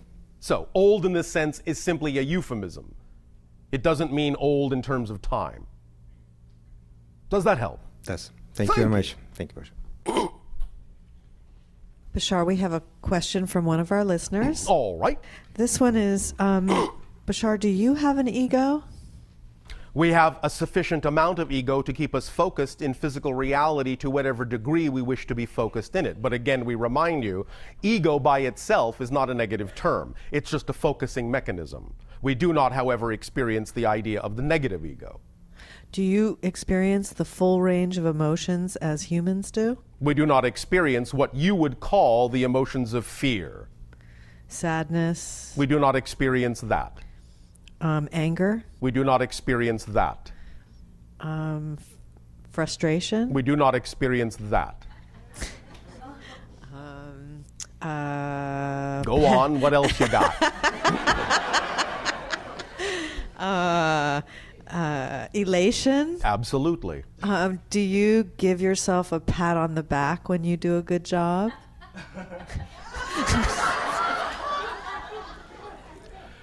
The enjoyment of doing the job is enough, because it is far more satisfying than any pat on the back could ever be.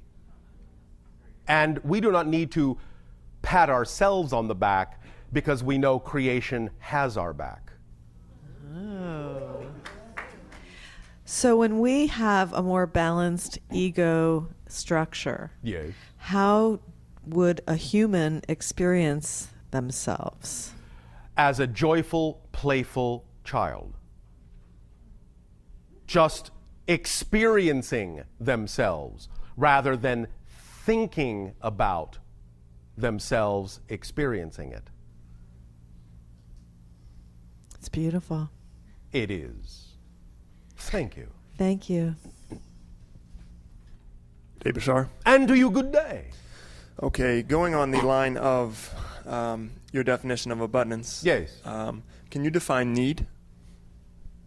Again, we understand that sometimes certain terms in your language may have different meanings, and we can understand that it can be confusing at times, especially when some of these concepts are attempting to be translated into linear space-time reality terminology, which may not be accurately representative of some of the concepts that are being sent, but may be close enough. Need in the context of a positive frame of reference is simply that which is necessary for the continued support of a being. Need in the negative sense is that which the ego may think is required, but may in fact only be the idea of a reinforcement of negative attributes or negative beliefs to aggrandize the self and make the self seem more important. Okay, so knowing that, need being, I know that I only really need, the very basics of food, and I know you've had a list from before of certain things. You have to sleep a certain amount, you have to dream a certain amount. Yes. There are those needs, but then, all of those can be met without really experiencing much of a joyful life. Oh, they can be, but believe me, if you do them in the purest possible way, breathing is a joy, eating is a joy, sleeping is bliss. Okay. So, yes, and again, you can see there is a different bifurcation of the terminology and the different definitions and the subtleties of the definitions in the one word your language has expressed as the word need. Yes. So, yes, you can do them in a sense from a lower vibration. You can do the basics, the fundamentals. But if you only look at them, if you only define those basics as just getting by, then of course you will only experience them in a relatively flat sort of vibration. But if you understand that these basic needs are the very foundation of your ability to have the experience you are having, then they become joyful celebrations. They become things you are grateful for and give gratitude and appreciation to, because they allow you to have the experience that is allowing you to discover more and more and more expansively who you really are. So they all play a part in letting you do that. In other words, you could say, well, the deep sea diver can sort of say, well, yes, I recognize the need for this breathing apparatus. That's all well and good. But when you are 50 feet below, believe me, without that breathing apparatus, suddenly you're very grateful for it.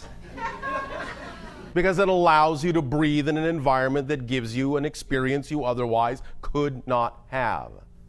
You understand? Yes, I do. Does that help? Yes, following that, for instance, I don't think I need a hung, the musical instrument on the stage, the steel pan. Yes. I want one of those, but I don't need one. Actually, you may find that in the positive context, you actually need one, and that wanting can actually be the negative context. Okay, yeah, so I don't know how to not judge the want of things. How about just allowing it to come to you? Okay. What about that device gets you so charged up? Gets you so excited? I have a hard time putting in words, I think. I don't know. But it does excite you. Absolutely. You feel that vibration when you look at it, when you think of it, when you hear it, yes? Yes. You feel that connection, yes? Yes. Then, that is, along with the vision of yourself playing it, that is the only language needed. The feeling and the picture of you playing it in the ideal scenario is the only language needed, the only symbol needed for you to then hand over to the higher self and then forget about it. Okay. Let it go. Trusting that the higher mind now knows what you truly vibrationally need, and that it will then bring about the synchronicities and circumstances necessary for the manifestation of that, if, in fact, that is representative of the highest state. Or it might bring you something you couldn't even imagine that would actually allow you to experience more excitement and more joy than you're imagining in your scenario now. Either way, the point is, if you let that go and then continue to simply act at every given moment on whatever option is the most exciting option you have the ability to act on, you will then be trusting by those actions the higher self, and it is leading you. You will trust that it is leading you through those connections, no matter how winding they may seem, no matter how much they may seem to have nothing to do with your original desire. You will trust that because the excitement is there in each of those acts, it is connected, and you will trust that your higher mind is luring you through those excitements to the idea of the manifestation of any symbol that represents your joy and excitement. Did that make sense? Perfect sense, yes. Okay. when I was as a child, I have a memory of being half asleep, half awake, my bed shaking a lot in the middle, in my dream state kind of. I was just aware of it, but I don't know if it was physical or it was just experience. Can you scan that at all? I don't know if you can provide me any insight on that. What you're experiencing, and this is actually not that uncommon in your society, is that in those states, you are actually shifting interdimensionally. But if you, let's say, put on the brakes, you hold yourself in idle, in between dimensions, vibrating back and forth, you can actually set up a resonance, a feedback resonance in physical reality that will actually cause the objects to sympathetically vibrate with that feedback resonance.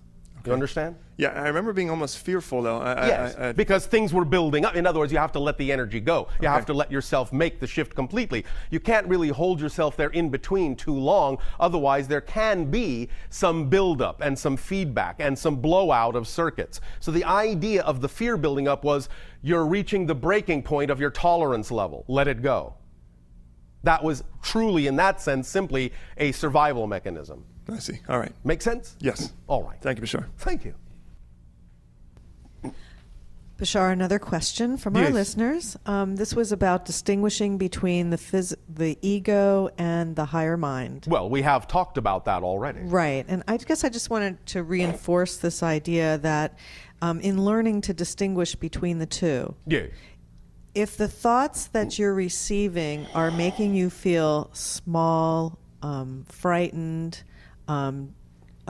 decreasing your energy, decreasing your spirit, is it a good bet that that is your negative ego? It is a good bet, but here's the trick. Again, remember, the ego, the negative ego, is clever. The negative ego may give you thoughts that actually make you think you're feeling good. The way to tell the difference, again, is to take that quiet moment and really pay attention to some of the underlying feelings that go with it. In other words, you can actually realize that if the negative ego is feeding you in such a way as to make you think you're feeling good, if you step back and pay attention, you may actually be able to feel the anxiety underlying that. And that's what lets you know it's the negative ego, attempting to trick you into thinking that anxiety is excitement. But generally, eventually, you will find in the physical reflection of your physical reality, in the mirror of physical reality, the negative ego cannot trick you that way for long. Eventually, physical reality, just being a neutral mirror, will show you something isn't working. Therefore, you've got to take a step back and look at what you thought was exciting and make sure that the excitement is genuinely coming from the higher mind and was not just a trick of the negative ego to allow you to avoid something you're actually fearful of. So always, even if you can't tell in the moment, always the physical reality will show you something isn't coherent here. Something will not make sense. Something will be out of alignment. Something will be out of whack, as you say. And it gives you the moment to step back and see if, in fact, there was actually coherency in what you were getting and where it came from. Does that make sense? Yeah, I'm trying to think of it. I'm putting it finally this way. Again, when the negative ego generally gives you something that may appear to be excitement, but you find yourself still reacting negatively to circumstances that occur in your outer life, that's a good clue that it wasn't actual excitement, that it was still coming from the negative belief system. I see. Does that make sense? Yes, it does. So that's how you know from the reflection that is given to you. Not that the reflection changes, but how you respond to the idea of what's going on in your physical reality as to whether it was a genuine excitement or simply the idea of a disguised anxiety. I see. That's very helpful. Thank you. Thank you. Are you approaching your break time? All right. Thank you, Bashar. And to you, good day. Thank you. I have a question about your civilization. Yes. Do members of your civilization often interact with beings of a much, much, much higher density than your own? Much, much, much? Or? Yes. Okay, great. If so, can you describe them in a way that we would be able to understand? Generally speaking, you will find that beings of the idea you call seventh density will be mostly energy constructs, energy forms. They will be patterns of light and electromagnetic or electromagnetic energy. They may present themselves in a variety of ways that again are representative of the symbols of the consciousness of the other civilization they are communicating with. Therefore, sometimes the beings that we interact with of that level actually appear to us as multifaceted crystals floating in the air. Because that is the overall consensus reality of what they represent, a multifaceted representation or aspect of all that is. Thank you. What have you learned from them recently which has assisted in your own individual growth and evolution? Oh, thank you. One of the things we have learned from them recently, as you say, in terms of time, is the idea of how, because in a sense they function as our higher minds, how we can experience their level of reality more and more and more and more in what might be called the lower vibratory levels. What interpretations we can recognize as aspects of their reality that are capable of manifesting in our reality, and to interact with them in ways that would let us know we are interacting with them, even though they will be cloaked in manifestations of our reality. They are telling us how to see through our own symbols more and more and more to the pure essence of their being. This is, in your language, difficult to describe beyond this point as to how we would perceive their true essence. But the closest approximation perhaps would be as an infinitesimal spark of light in an endless void of emptiness. Excellent. And yet, at the same time, knowing that the infinite void of emptiness is also contained in that infinitesimal spark of light. Thank you. Thank you. Another topic. Sorry, I'm dying to know this. Thank you for appearing in the movie Tuning In. There was also... Well, I did not appear. The channel's body appeared in it. Thank you for that clarification. There was also another channeler in the movie who claims to channel an extraterrestrial consciousness. And I've heard some audio from them that within the next 15 years, we will cease to have any currency and that we will no longer have a monetary system. I'm just curious to know your perspective on this. As we read the collective energy now, sometime between your year of 2015 and 2033, you will begin to lay down the basis for the removal or shift or change of the monetary or economic system as it exists now, but that does not mean there will not still be some form of symbolic exchange in that time. So it may not manifest right away, but the foundation of it will begin to be laid in that time. Okay. That's how we would interpret it by reading the collective energy. Thank you. Thank you. I've heard that there are currently many beings throughout the universe observing and watching us at this time. Yes. I'm just curious as to how they are observing us. Are they seeing through our eyes? Do they just simply have an aerial view? Are they among us and they're just invisible? Or do they observe us like they're watching reality TV? All of the above and more. Depends you. on the being and from where they are observing. Thank you. Excellent. Remember, some beings observe by actually being among you in the sense of having lives, choosing lives among you.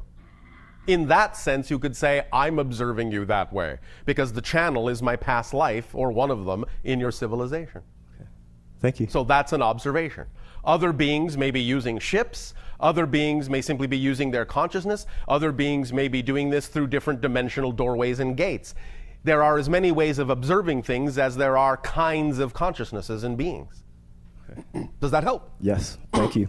Thank you. We'll be watching you. This person asks, since I'm creating my own reality, I would like to know exactly how I can use feedback from other people to enhance my reality. How can I take advantage of any negativity from other people in a practical way?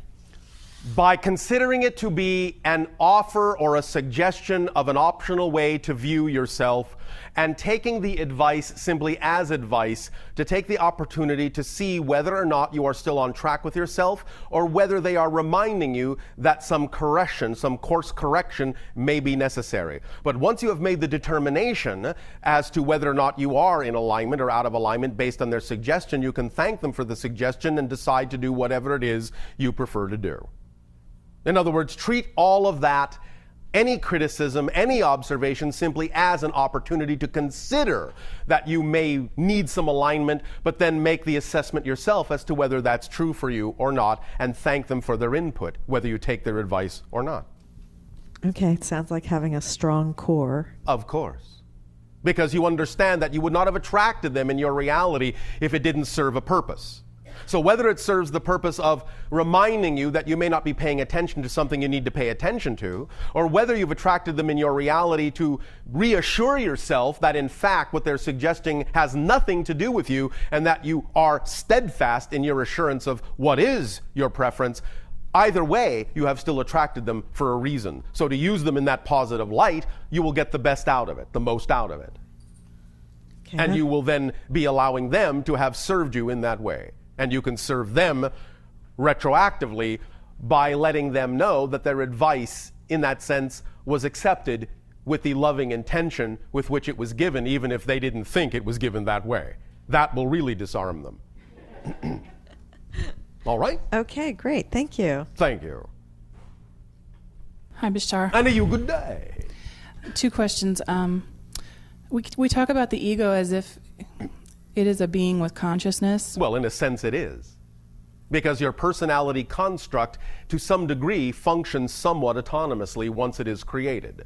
That's why you can actually negotiate with it in some ways as if it were separate, even though it's not. Did that make sense? Well, I just wonder, how does something go from... I guess the even bigger question is the difference between energy and consciousness is as sort of maybe paradoxical to me as the wave and the particle. Yes. So how does something go from not being to being a being with consciousness? You see All what I right, mean? let's use an analogy that we often use, and that is the film or movie analogy that exists on your planet. When you are watching a movie, you believe that the characters on the screen, in a sense, have consciousness. Because, in a sense, an actor has given them a voice. But if you actually stop a moment and think about it, you're relating to nothing but a bunch of light. You're relating to an illusion. It's causing you to allow yourself to feel emotions, to think new thoughts, to respond in many ways to what you're seeing on the screen. But what you're seeing is actually not the living actor, nor even a real character. So the idea is similar. You have created a context, a character in context in the ego. You have used consciousness and energy and molded it into a certain pattern in such a way as it actually can be dealt with in an illusionary manner, as if it had its own autonomous reality. Make sense? This is for the purpose of creating reflectivity. Make sense? Yes, no, maybe? Well, it does, except, when it turns into a monster. Yes. Well, some of you like going to horror movies. Well, that is a continued part of this question is sometimes I feel extremely angry that Yes. somewhere, someplace, some part of me decided it was acceptable to put me in an experience of distress. Yes. From the higher perspective, it expands consciousness in limitation and teaches Yes. other beings, and it's Yes. oh so good for the rest of the universe. But my moment is misery, Yes. horror, fear, Yes, anger. yes. And I get angry that I've been put in that position, and I want to know who put me there. Anger, in that sense, is actually the recognition that you put yourself in that position. The anger is from the fact that you're not taking yourself out of it. Because you were not put in the position, you chose it. The anger comes from not being willing to choose something else. So you can use the anger to find out what the belief is that you have bought into that makes you feel like you should not choose something other than those negative experiences. That's what the anger comes from. You're angry at yourself for not choosing something different, and you can't figure out why you're not choosing something different because you're not in touch with the belief system that makes it seem all right to continue in the way that you have chosen in the first place. Make sense? Well, if myself knew that I could get lost, yes, and knew that I might have these terrible experiences and decided to do it anyway, yes, that, but you see, that from seems that to me like a lack of love. perspective, but from that perspective, it's not terrible. The idea is it understood that you were going to explore certain themes. It didn't in any way, shape, or form insist that you had to experience them in a negative way. That just recognized that that might happen, because anytime you walk into a haunted house, things might jump out at you and you might get momentarily scared. At the same time, if you look behind the illusion and understand that they're just special effects, you don't have to be scared. So the higher self knows that you have the capacity to treat these things as illusions and special effects and not have to choose to be scared, even though it knows originally that you could choose to be scared because you walked into a place that has things that can scare you. But the choice is yours as to how you experience the theme. It's not like any part of yourself forced yourself to have to experience negative or scary things. It's showing you that you have the power to transform these things, to see through the illusion. And you're only angry because you haven't done it yet. Does that make sense? Well, yeah, because it's sometimes hard to understand the layers of the self. And yes, but that's all right. The point is to not be angry at yourself for not understanding. That's the first step. And then you give yourself a break and say, it's all right that I don't understand. The paradox is it has to be all right for you to be angry. It has to be all right for you to not understand in order to actually let go of the anger and to understand. But you're not all right with that. And so what you're doing is you're devaluing an experience. You're devaluing the idea of dark side as a valid experience.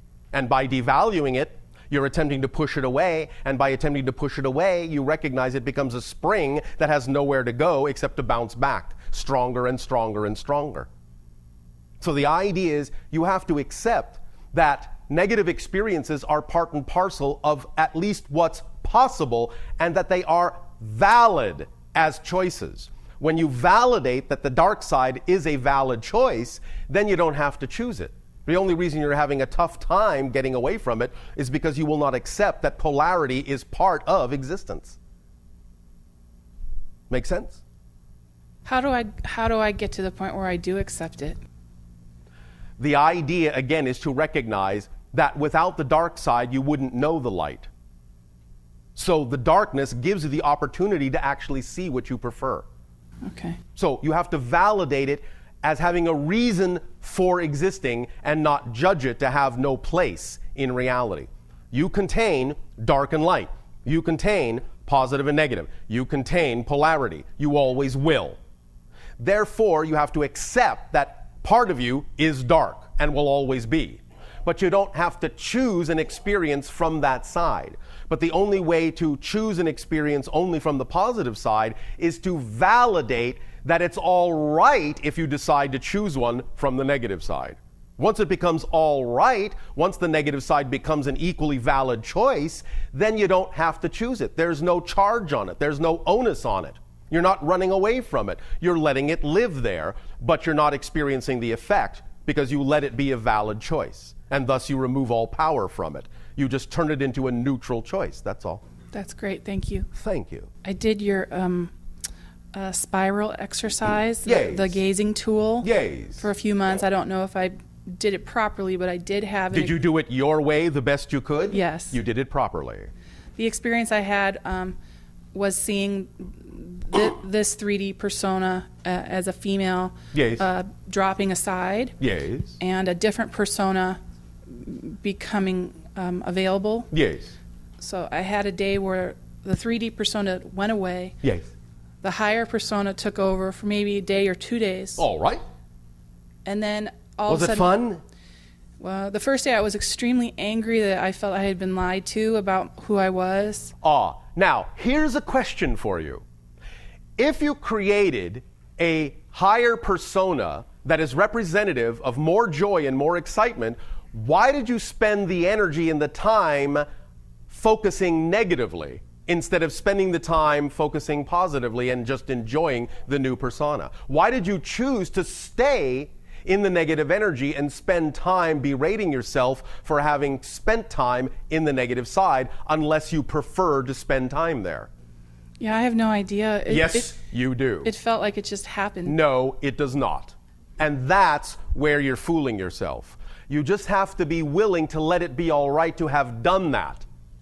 And that will open up a doorway that will let you understand why you choose to do that. And then you will no longer be angry with yourself. You have to stop being angry with yourself for choosing to be angry, for choosing a negative experience.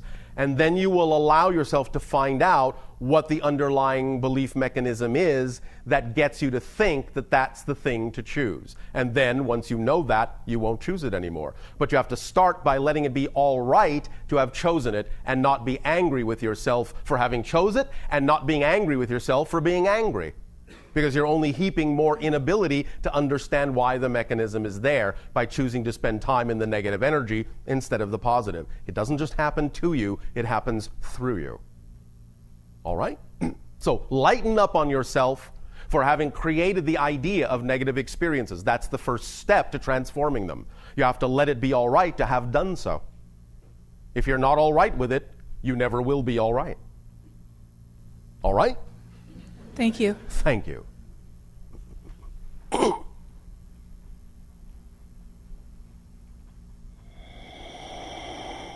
Hello, Bashar. And to you, good day. I'm very grateful to be able to interact with you today. We thank you for the co-creation of the interaction. And I wanted to take the opportunity to, because I've been seeing you since I was a child, yes, to let you know that although, I'm sure you know on some level, but that although I haven't always been in the awareness state, maybe to accept all the information you were giving me, that... well, all you need to accept is all the information you wish to accept. Okay. Well, then let me say that through recording equipment and being able to play these things back, I've been able to understand on a deeper level, and I appreciate that. All right. Well, we thank you, and we appreciate your willingness to do that for yourself. Okay, thank you. Because that makes all the difference in the world. Yes. Literally. Thank you. So I wanted to ask you yes. a question about frequency. Frequency. And vibration. And vibration. Now, you speak of this often, and for you, you've said that it's pretty much how you do everything, how you go from place to place in your ships. And yes, we shift frequencies. Yes. Everyone is doing that anyway. Right. We're just conscious of it, and in that sense can direct it in the way that we prefer to. Okay. So my question then yes. is, what is the medium? You've referred to vibration. What is it that is actually vibrating or that has frequency? Consciousness. Consciousness. So then would that Consciousness in that sense manifests energy. And in the energy matrix, in the energy medium, there is vibration. It's a self-reflective creation. Consciousness, in that sense, knows itself, and in knowing itself, in reflecting upon itself, in a sense, what is called a vesica Pisces is created. And in that vesica Pisces, in that intersection of the reflection of consciousness on itself, is created a different density of consciousness. And that different density of consciousness is what you call energy. And in the energy is the vibration that is representative of the intention of the consciousness reflecting on itself. Okay. Did that make sense in your language? I'm going to have to listen to it on the recording, but yes. All right. Now, as far as... I had a question about what we call the harmonic series. Yes. Well, as I understand it, as the fact that as you play one particular frequency or musical note, other intervals to that particular frequency or note will vibrate. What's the word I'm looking for? In harmony with it? Yeah. Yes. Just naturally resonate. Yes. Now, I wonder if you make use of that in any way, or if that has any implications or further use. We do make use of that, but for us it is a relatively automatic function. We don't think about it. It's just part and parcel of what creates the synchronicity in our reality, and we're aware that it does. We're aware of all the harmonic vibrations in our collective energy that are responsible for manifesting certain synchronicities, but for the most part, we don't really think about it. We're aware of it, we know it's there, we recognize it, but we don't think about it. Okay, well, kind of like us then, musically. Yes, because when you are listening to a musical piece in that way, you don't really think about it, you just experience it. Right. You experience what it moves within you, and you move with it. Okay. So in that sense, our entire civilization, by simply flowing with those moments and those movements and those harmonics, as we move, we know that we are simply in one gigantic dance. Okay. Make sense? Yeah. Does that help you? Yes, it does.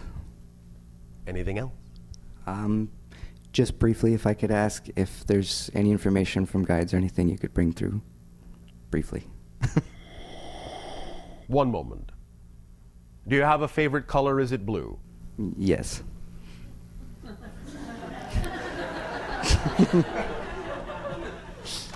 Then look to those frequencies and their corresponding tonal qualities in sound to create the kind of music you're looking to create. Thank you. Thank you. And now we can hear the vibration of a lot of your stomachs grumbling. Enjoy your break for nourishment. We will resume this transmission after your break.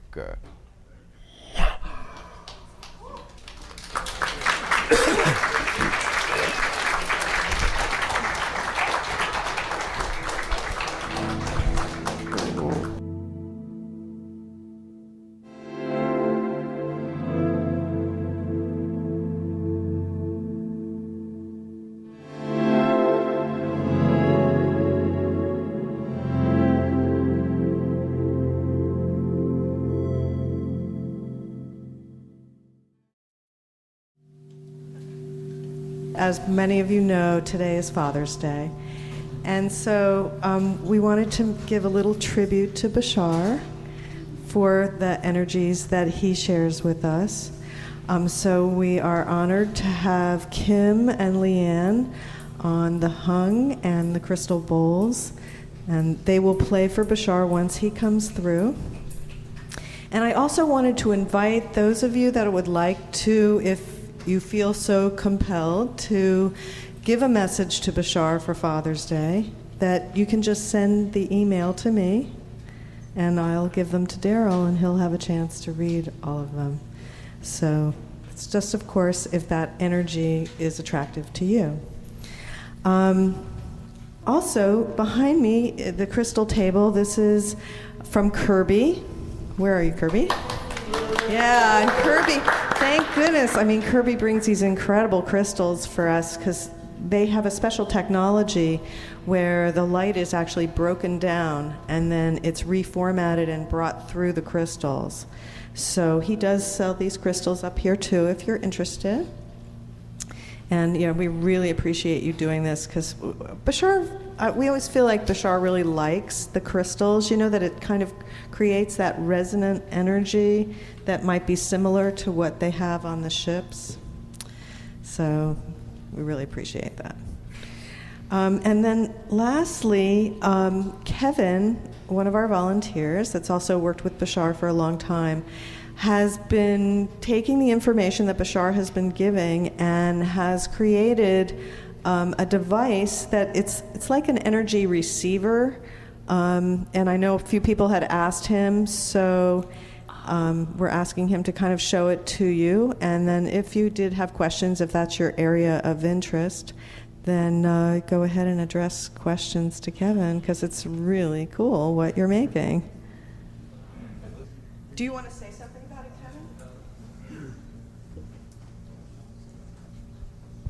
Kevin? Basically, this is the sort of the next revision of the coil thing that was here last year.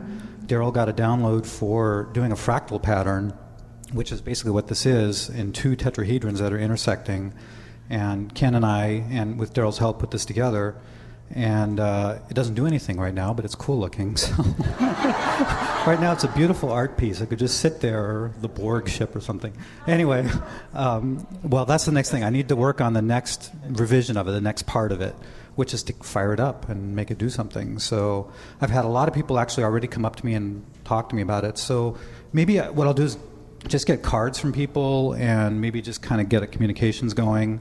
Just maybe that's what will be the next step. I can get into more details, technical stuff later, but basically to turn it on, because right now it doesn't do anything except look pretty. But it's supposed to receive energy. That's the whole concept. It's just sort of act as an antenna to receive energy from the astral plane to here that we can actually put to use. That's the whole idea. So. Great. Thank you, Kevin. No, it's really exciting, isn't it? Yeah, we would like to eventually create some kind of a forum where people who are interested in the technologies that Bashar talks about can get together and commune and talk about that and brainstorm. So that may be coming down the line.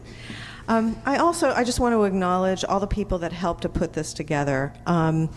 Obviously, our crew of Ken on the camera and Gary on audio, and our second camera, George. Thank you, George.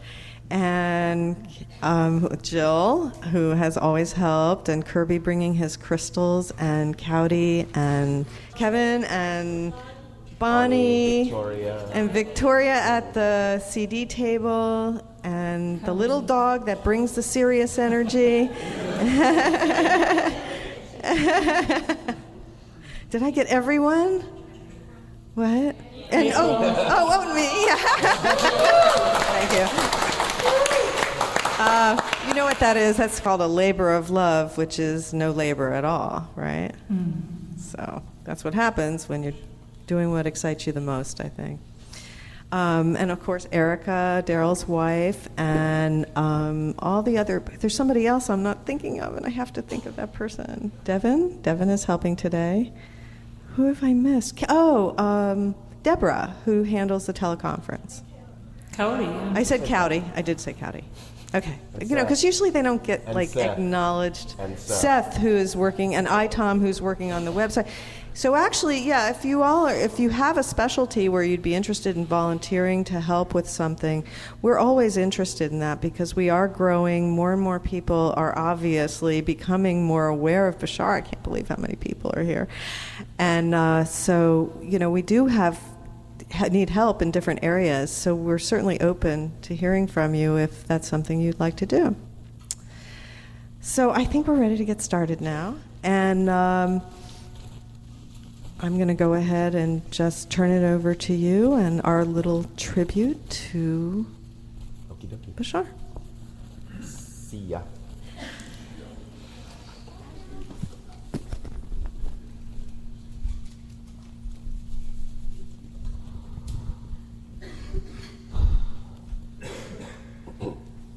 Isn't it bizarre having a job where you show up and leave?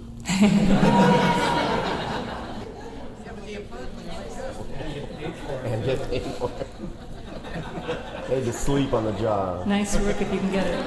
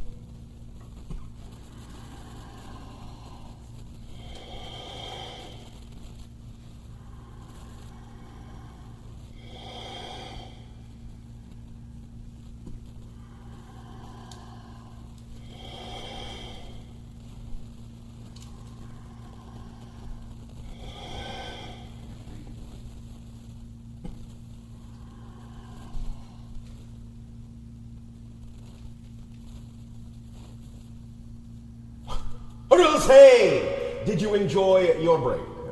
Yes. All right.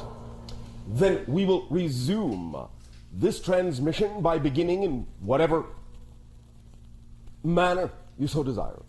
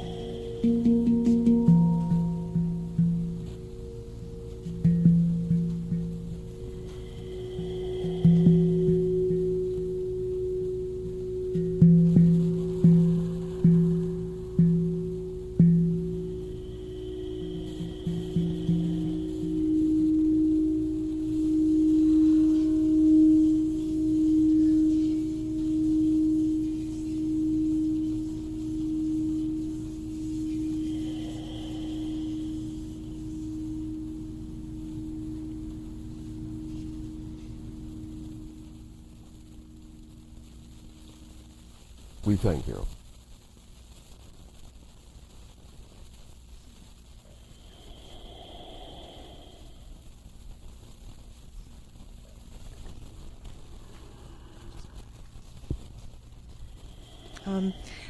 And also, Bashar, we'd like to take this opportunity to thank you for your love, your guidance, and your wisdom, and for helping us to see the potential that within us, that you always told us was there, but perhaps now we're just starting to realize.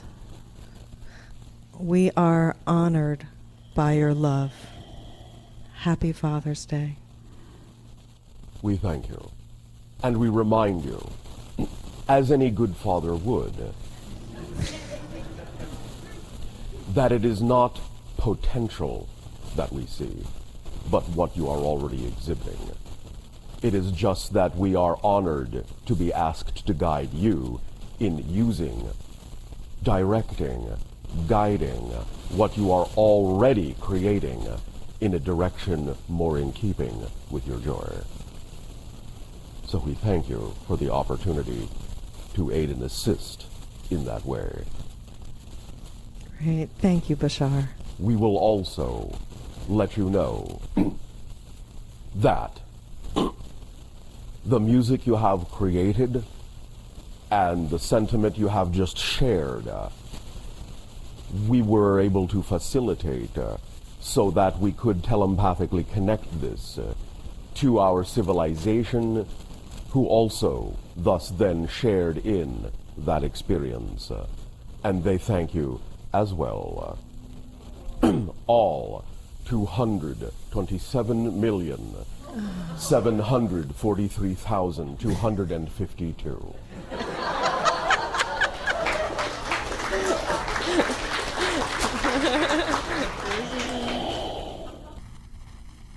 Now then.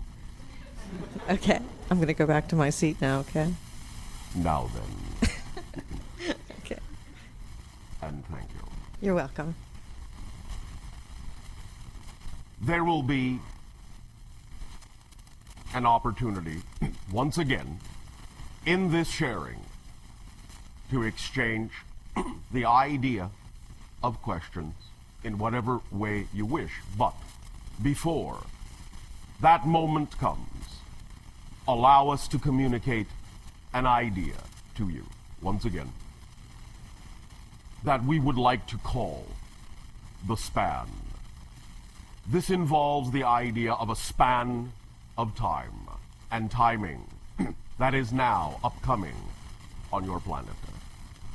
What you call the years of 2010 to 2015, a 5-year span that represents the idea of a great acceleration in energy, a great opportunity of a doorway that opens now for heightened creativity and exponential expansion. The idea that we have been discussing with you for quite some time now, as you know time to exist, where we have mentioned, where we have sensed and shared the idea, the concept that, as many of you know, things are accelerating, and that when you align with your joy, when you act on your excitement, you will flow in harmony with this acceleration, riding the leading edge, riding the wave forward to allow for increased manifestation, synchronicity, and experience of those things that are representative of what you are passionate about, of what you are excited about. And there have been times when we have also reminded you that as things are accelerating, that should you choose to not act on your joy, to not act on your passion as quickly as you can, that this accelerated wave would continue to progress, and that for some there may be a great deal more difficulty in catching up to your dreams if you do not allow yourselves the opportunity to act now on your excitement. Well, that time has come. And many individuals are now finding it more difficulty in their lives by not having acted sooner on their joy, by not having trusted the relationship of their higher self. The idea is that it is never too late, and you can always transform. For this is not said in any way, shape, or form, nor meant in any way, shape, or form to frighten you, to judge you, but simply to let you know that this is physics, that energy is involved, and that for every choice and action there is a consequence. And therefore, if you are still choosing to, as you say, resist your natural selves, to drag your feet, to not act on those things you know in your heart are representative of who you really are, then as this energy accelerates, as it expands, it will also expand any resistance, any negativity. It will amplify and magnify it tenfold, 100-fold. Because as we have said, by analogy, the higher your frequency goes, the more efficient, in a sense, you become. Then anything that does not belong will stand out and freeze the entirety of the forward motion. The analogy that we have used in your technology is the idea of the precision engine. Back when your engines were relatively simple, it did not really much matter how dirty they were. They would still operate because they simply had a few things to do. They operated on low frequencies. But now that you are operating on high frequencies, like a high precision engine, you have very little tolerance for things that don't belong. The smallest speck of dust in a high precision engine will freeze the entire action until that dust is cleaned out. Now, more than ever, the accelerated energy is becoming so refined, of such a high vibration, that it is more important than ever to let go of those things that do not belong in your field, in your attitudes, in your behaviors, in your energies, to let go of the ways that you do not prefer to be, and to smoothly harmonize with your joy, your passion, and relax into your natural self. Now more than ever. For as this energy accelerates through the span, it will, for those who continue to resist, who continue to act in ways that are not commensurate with their true selves, it will become difficult, even more so, to catch up to yourself. We do not wish you to experience this degree of struggle, strife, suffering, confusion. But the idea, of course, is that it is always in your hands. It is always your choice, and we cannot do it for you. You must do it for yourself. You must meet us and your higher self halfway in order to form a true partnership, in order to be able to receive the information, the energy. You are always being sent. You never, ever have to ask us to send you anything. You never, ever have to invite us to send you any energy, to help you at all. We have been invited and we have been sending to the fullest of our capacity. If it does not appear that you are receiving it, look to the antenna. Clean the receiver. Upgrade the vibration and the sensitivity of your capability to perceive the energy that has always been and always is being and always will be sent to you without fail, without let up.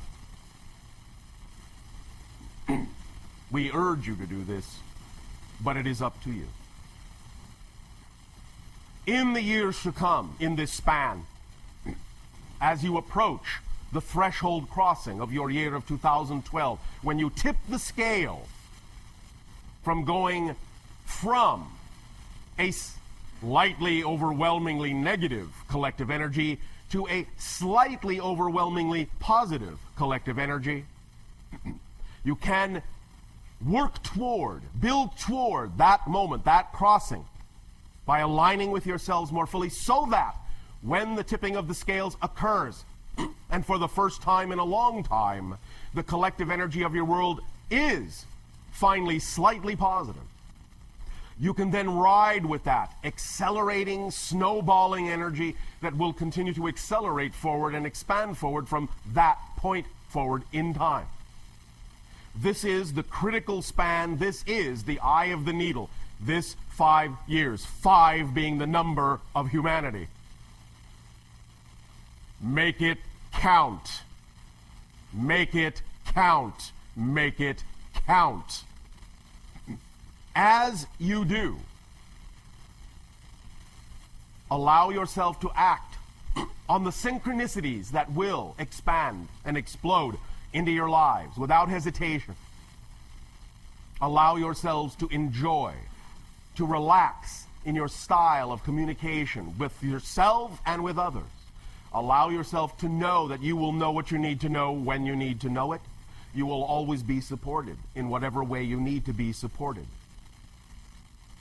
Do not spend time worrying, for that then will be the energy that will amplify. Again, it is up to you. But in this span, you will find new things will begin to happen as you shift from reality to reality, from parallel Earth to parallel Earth. As we have already said, in your year of 2012 will be the ending of the quarantine, where our civilizations will no longer need to have a hands-off policy on your planet. Again, of course, this does not mean there will be mass landings everywhere the next day. But what it does mean is that the rate at which the process proceeds that leads up to open contact will be, from that point forward, completely in your hands. We will no longer be prevented from having open contact with you because of our own quarantine. You will be the sole determiners of when your vibration is ready, and we will read that energy easily. And as we have said, as we read the energy now, the most likely culmination of the window for open contact will be starting after your year of 2015. There will start to be individuated contacts, more here and there. There will be more sightings here and there of the first group that will form eventually open contact with all of you, that which we have in our ancient language called the Shalanaya, which means the first ones, that which in their own language they call themselves as the Yael. You have seen their ships. You will see more of their ships. Until you get used to the idea that you are not alone. Until you get used to the idea that you do not need to fear. Remember that you are your governments. There is no separation. Imbue the idea of your organizations, your governments, with the notion that you are ready and willing for open contact. Become those governments. Take back your power in a loving, balanced, energetic, and creative way. Exemplify and express your willingness to exist in a world where there is no fear of interacting with that which represents the things you have hidden away and compartmentalized in your consciousness for so long. Negotiate with the ego structure of the government and let them know that they have only done their best to represent that which you have elected them to do. Protect you from your fear. Let them know they no longer need to do that job. That you are willing to now process yourself these ideas and no longer fear to meet all of the things within you that require integration in order for you to accelerate your energy to the point where we can meet you face to face. Over time, through this span, as you accelerate your energy, as you become into more harmonious relationship with your higher selves through this 5-year span. Then from 2015 on, as the individual contacts accelerate, then after your year of 2025 to 2033 will be the most likely window, as we read the energy now, for true global open contact to occur somewhere within that framework of time. But it will require,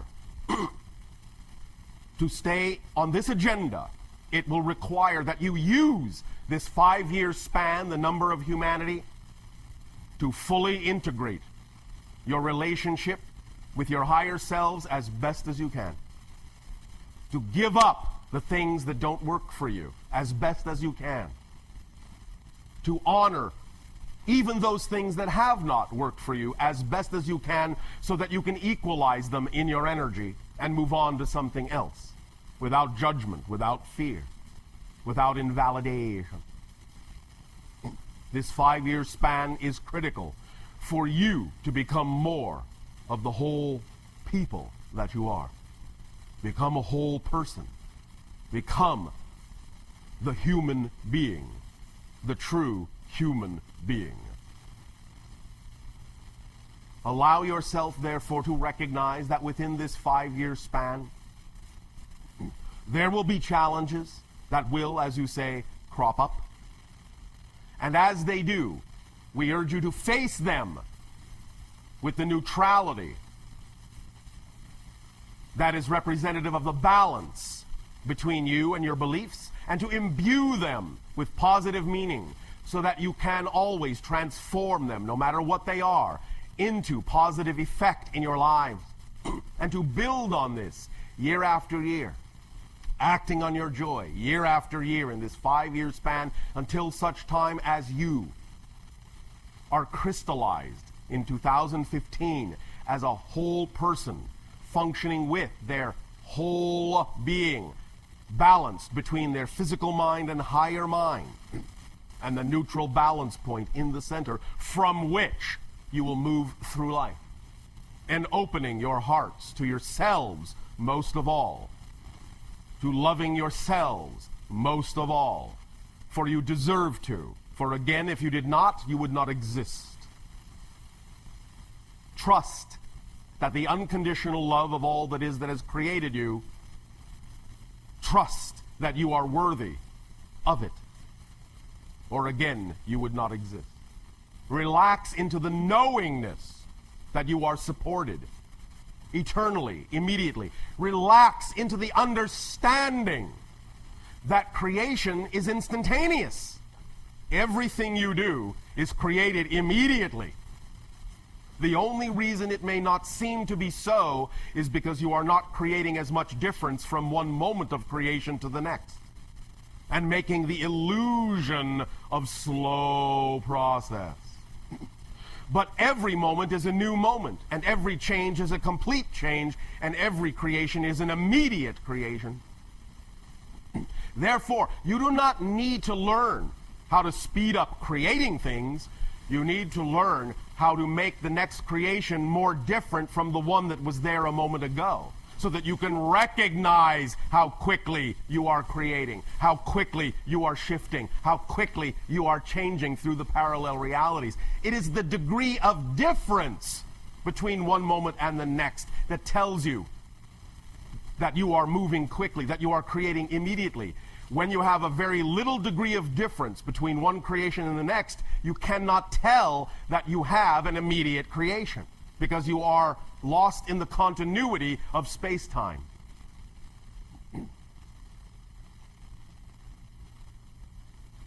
Kenneth has shared a download with us of an idea that would, if kept in the heart, would help remind you of how malleable your space-time is, how flexible your reality creation is. And we thank you, Kenneth, for your participation in this download. Kenneth.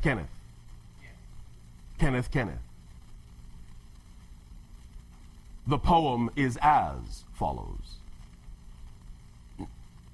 And some of you may have heard it, for it exists on your planet.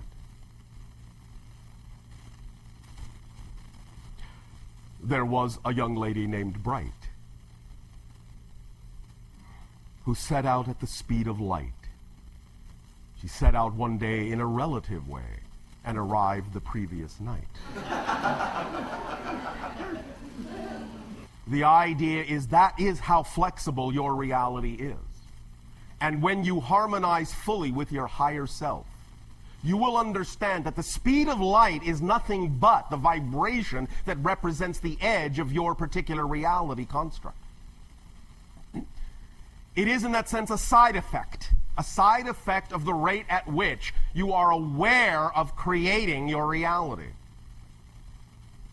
When you allow yourself the opportunity to recognize that every single creative moment is instantaneously created, when you create greater degrees of difference between one created reality moment and the next, when you recognize a greater difference between one parallel reality and the next, instead of shifting to ones that are so similar to your own you cannot tell that anything has changed, when you create that high degree of difference, you will climb toward, in vibration, the idea of the speed of light. And as you begin to match more closely that frequency, your physical reality will start to come unglued. It will start to dissolve. Space and time will be flexible, malleable. You will find yourself arriving places before you began. You will allow yourself to allow space and time to become slippery. You will marvel at the synchronicities that pop up simultaneously in your reality. Many of them, again, will turn your lives into what you have always dreamed of as fairy tales, but which you will discover is the way that reality actually works. Let go of your constructs through this 5-year span. Let go of the idea that things have to be done a certain way. Let go of the old idea of who you think you need to be. Let go of the old ideas of beliefs that do not work for you. Let go of the things that are not yours. You do not need to carry them around. Let go, let go, let go. When you vibrate closer to the speed of light, you will become, as you match the frequency of your reality, you will become the reality itself, or as we have said, ascension and acceleration is simply the recognition that you actually are the reality that you previously thought you existed in. That you are the dimension of reality that you previously thought you existed in. There will become less difference between you and the reality itself. You will begin to understand, clearly understand, that everything you experience in the reality is a version of you, is a symbol of you, is a reflection of you. This does not invalidate anyone else, for everyone else is having exactly the same experience of seeing everything in the reality as a reflection of them. And thus, when you match that frequency, things will move together. You can, in that sense, literally move mountains, because they will be a part of you, an extension of you. You will understand this. You will have clarity of this. You will understand you are the mountain. You are the trees. You are the birds. You are the bees. Allow yourself this recognition in this 5-year span. Do not resist.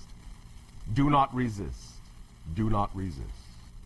For if you do, you will find that the pain will only grow, the negativity will only expand, things will become far more difficult for you, and we do not wish this upon you. But if you choose to wish this upon yourselves, always we will honor your choice, and so will creation, because it supports everything that you choose to create, without exception, without exception, without exception. Except me? No. No exception. Please remember, in your search for humility, that thinking you are an exception to the rule of being supported by creation is actually the most arrogant attitude you can have. Because you are saying that you, out of all of creation, are singled out to be the exception where creation doesn't work for you. That is arrogance. Relax into the understanding that you are given the gift, the great gift, that life is meaningless. It has no built-in meaning. You are given the gift of determining what life means to you at every given moment. And more so in this 5-year span will this become ever more important for you to label life in the way that you prefer, for you to label all circumstances and all situations in the way that you prefer. Even if your physical mind and ego construct cannot always intellectually understand what that positive result may be, just remind yourself, physical mind does not know, is not capable of knowing how it's going to serve you.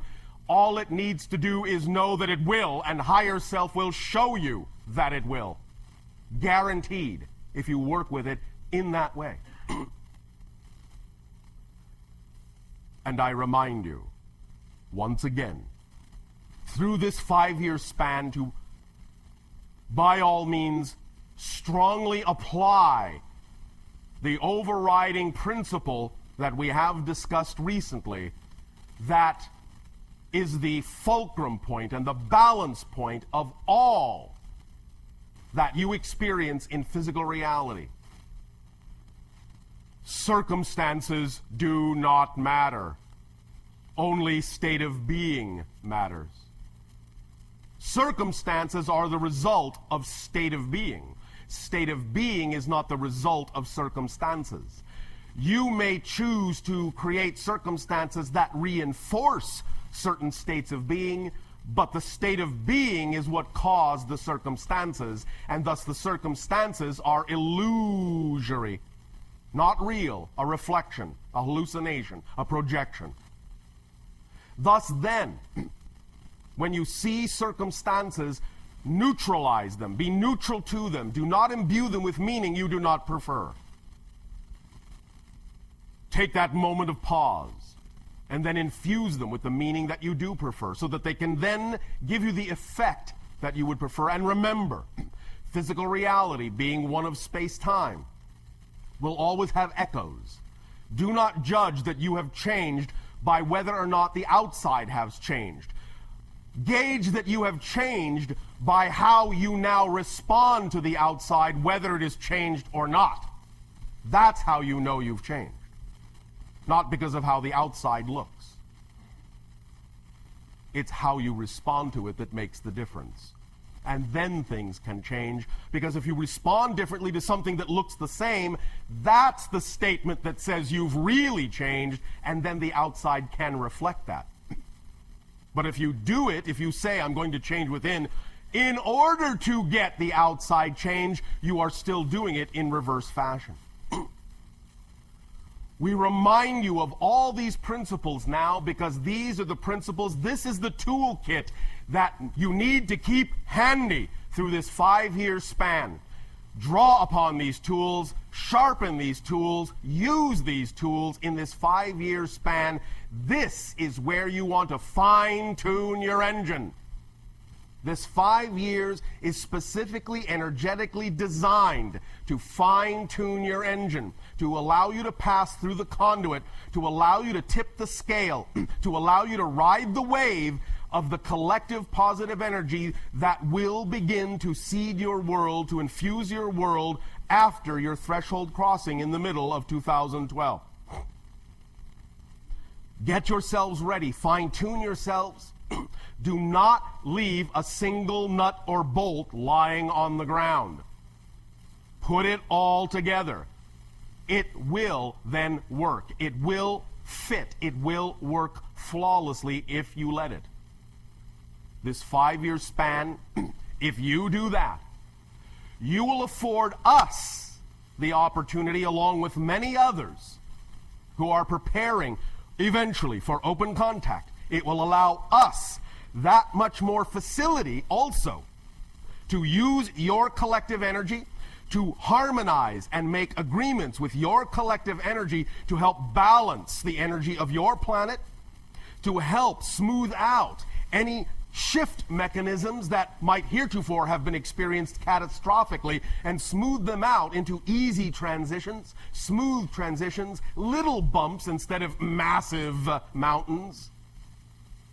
As you do this during this 5-year span, we will be working intimately with you in your dream states on many different energy levels in the template reality with your higher selves to smooth and balance out the energy of your world with you. We will not do it for you. We cannot do it for you, but we can do it with you. So if you will do your part in this 5-year span, we will then be capable of doing our part more effectively, because after all we have to work with is your energy. It's your planet. It's your world. You have to make the decision of how you want that energy to go, and we will aid and assist in the balancing of it so that the transitions can be smooth, but you must also play your part, or you give us less to work with. And we can only do so much. We are, in that sense, only allowed to do so much because we cannot do it for you and remove your responsibility. Just allow yourselves to know that you will not be alone in this transition. You will not be alone in this span, that you will be working with us, and as you harmonize yourself and sensitize yourself as a greater antenna for these higher frequencies, you will become aware of the work more and more that we are doing together on higher planes all the time. Your dreams will reflect this. Your inspirations will reflect this. Your imagination will reflect this. Your synchronicity will certainly reflect this. Guaranteed.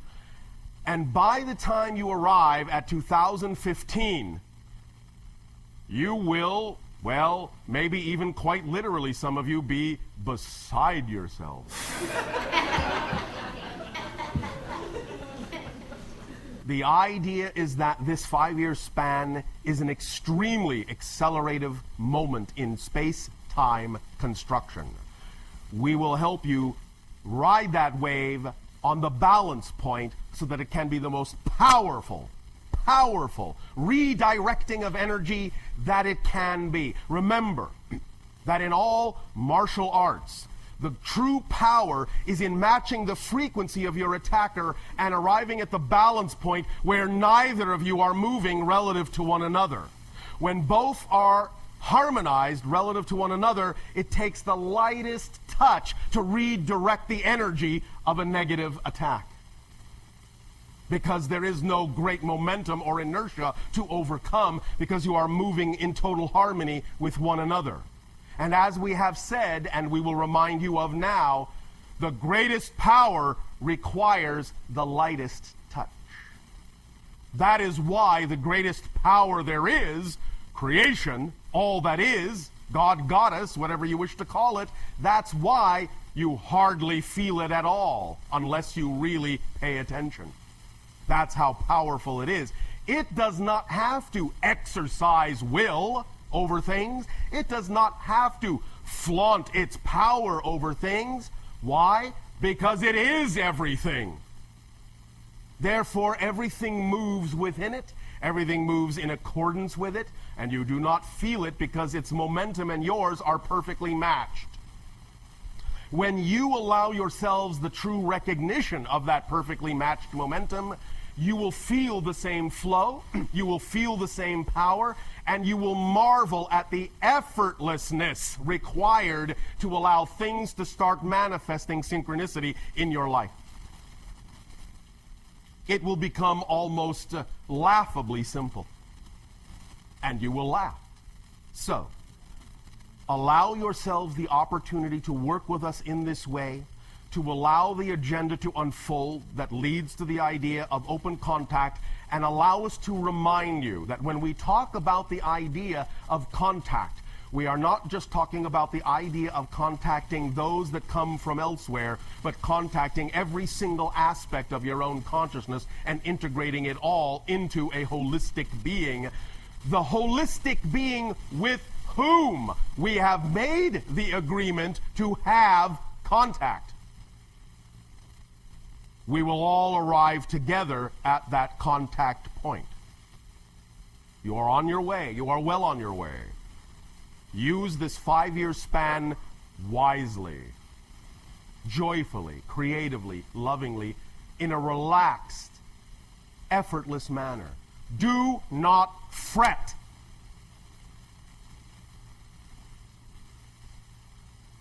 Relax. Enjoy. And share. There was a question that came from News for the Soul on the Shalanaya. Yes. And wanting to know, like, what kind of, they're more advanced than humans, yes? Their vibration is higher. Their technology in that sense is more advanced. But those that will be the first to make contact, many of them will actually be, as we said, some of the children that exist that were created that many of you are actually genetically connected to. And their vibration will be such that you will be able to handle it by the time the connection is made, because your frequency will be high enough.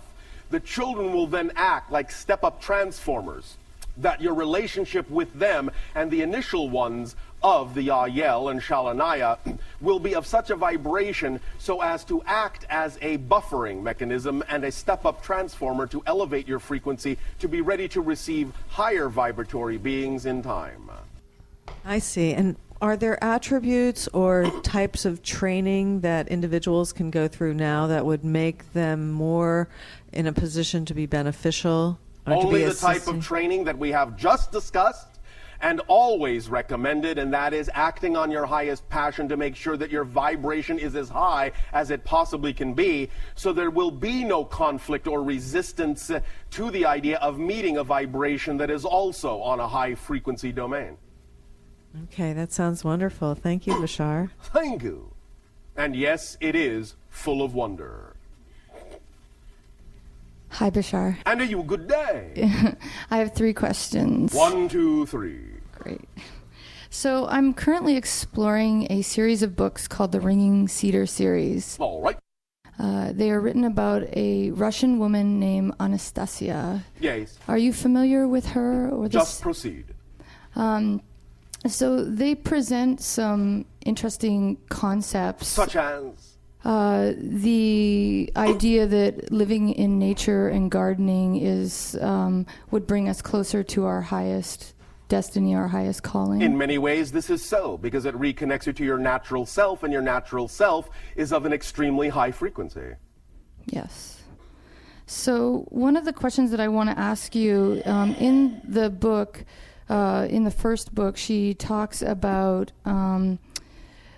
sex, and you discussed it a little bit last night, so yes. I wanted to just ask some more questions about it. All right.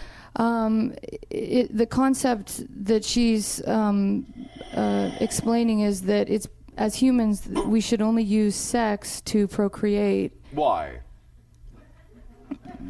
Because any other use of it is extraneous. I don't know. I extraneous. Why? I guess you'd have to ask her. So last night when you were talking about sex, you talked about it bringing us closer to our highest. The only thing that makes it extraneous is when there is not clear communication of all parties in a relationship and clear consent to participate in like vibration. If that is not what's happening in a relationship that involves sex, then in that sense it's extraneous. But it is not extraneous unto itself. Yes. It can be used in many ways beneficially for the alignment and raising of vibrations and bondings and connections that are extremely spiritual in nature.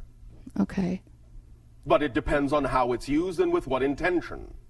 If there is subterfuge, if there is clarity, if there is hidden secrets, if there is lack of communication, if there is intent to trick, if there is intent to dominate, if there is intent to control, that is extraneous sex. If it is all by consensus, if it is a play, if it is enjoyable, if it is by agreement, if it builds on each other and helps support each other and allows each other, or how many ever in the relationship, to discover more and more of who they are and supports that goal, it is being used in an appropriate manner, positively, in that way. Okay, great. At least, that's our view. It's a good view. So I had an experience during an ayahuasca ceremony Yes. where I went into a state that I can only explain as a sexual orgasm. Yes. But it was my entire body, every cell, and it was so explosive. And as I was laying there feeling this pleasure, it became very clear to me that that was my natural state. Yes. And that I actually could exist in that state all the time. Yes, you could choose to. Now, do not, any of you, berate yourself if you don't.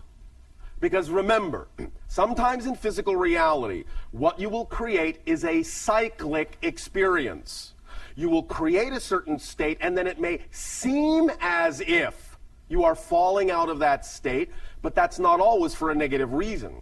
Remember that many times when you achieve a high level of vibration, you download a lot of information into yourself at that level. The idea then is to bring that information and ground it back to earth, and sometimes that actually requires you to lower your vibration to do so, so that it can sink in and crystallize on a different level. At the same time, recognize that what's happening is not this.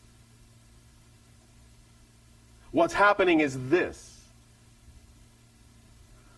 You are always actually climbing up, especially when you don't judge the down part of the cycle, because you're actually always landing higher than you were before, even though it may seem like you're going down. You're actually creating a rising arc. You understand? Yes. So, while yes, empirically, you can exist in that state all the time, it may not always feel like you're doing so because you may be using that energy for some particular purpose or work, and the focus may change in such a way as to make it seem like you're not at that level, but in many ways you actually are. You're just using it differently than you were using it a moment ago. So you don't have to judge it as being less than, just understand it as being a different application of the same energy. And then you will start to feel and recognize that you haven't really left that vibration, not very much, and that if you do so, you're doing so for a particular positive purpose, and therefore the overall energy will always rise. All right? Yeah, so that is our natural state of being. Yes. Okay. I had the feeling during the process that it's me that stops it from happening. Well, of course. As I said, however, that's not always for a negative reason. Right. You may just be shifting it in ways in order to apply that energy for specific kinds of tasks. Don't assume that it's for a negative reason, and you will not create it to be so. Okay. Do you see the difference? Yeah, but I think that the reason that I give myself for stopping that from being is to be socially acceptable around others. Because do you not want to be socially acceptable among beings of like vibration? That's a good question. Thank you. We have been known to ask them. What would you prefer? To be socially acceptable among beings that have nothing to do with your frequency, or among beings that are matching your vibration? Yeah. Okay. So you get the point? Yeah, don't mind if I go crazy then, everybody. Join in. Do you understand how crazy we would look in your society? And do you understand that we don't care? I would love it. Why? Because we're having too much fun. Yeah. Okay. Now, here's the other side of that. The point is, what you're actually saying is you're worried you might actually do something out of integrity. The idea as the last vestige of that little negative belief is when you are truly functioning as your natural self, you will always be guided by the harmonious energy of your joy, excitement, and passion, and it will always allow you to remain in integrity in your relationships with anyone you meet, no matter what their vibration is, so that you will learn to relate to them in a loving and compassionate way. And then if, in knowing that you are doing that, they still choose to exhibit resistance or a problem or judgment against you, it's their issue, it's not your issue. Do you understand? Yeah, that's beautiful. You can only be responsible to them. You cannot be responsible for them. Make sense? Yes, that's Does great. this help you? That's fantastic. So my last question is about money. Money. So I am at a crossroads right now where I'm Yes. What able- do the road signs say? Oh, that's good. What crossroads are Forgot you to at? read. I have a choice to make in my career, and Yes. And what would that be? one of the choices requires me taking a large financial responsibility on, and I'm worried that Why does it require you to do that?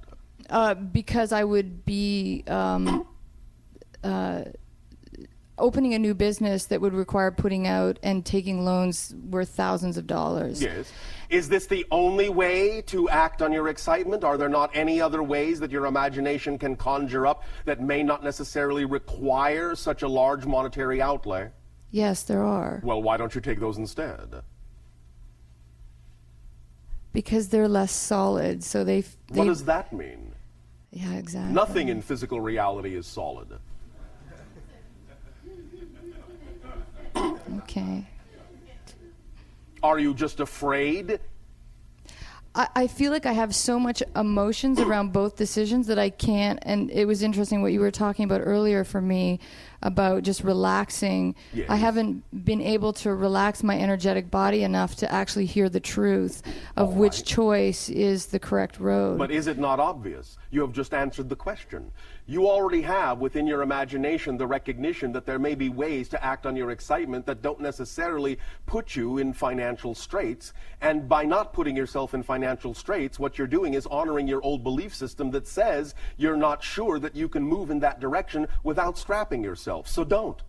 Allow yourself to act in the direction of the things that do not, in that sense, put you in financial straits until such time as you are emboldened enough by the feedback you get of the reality that represents your joy that it shows you through synchronicity that you can actually do other things in other ways if you would like to. But you don't always necessarily need to. What is preventing you from acting on the opportunities that don't require such a large financial outlay? There's smaller opportunities. What does that mean? They would. Are they representative of your excitement? Not as much. Not as much. All right, I'll put it this way.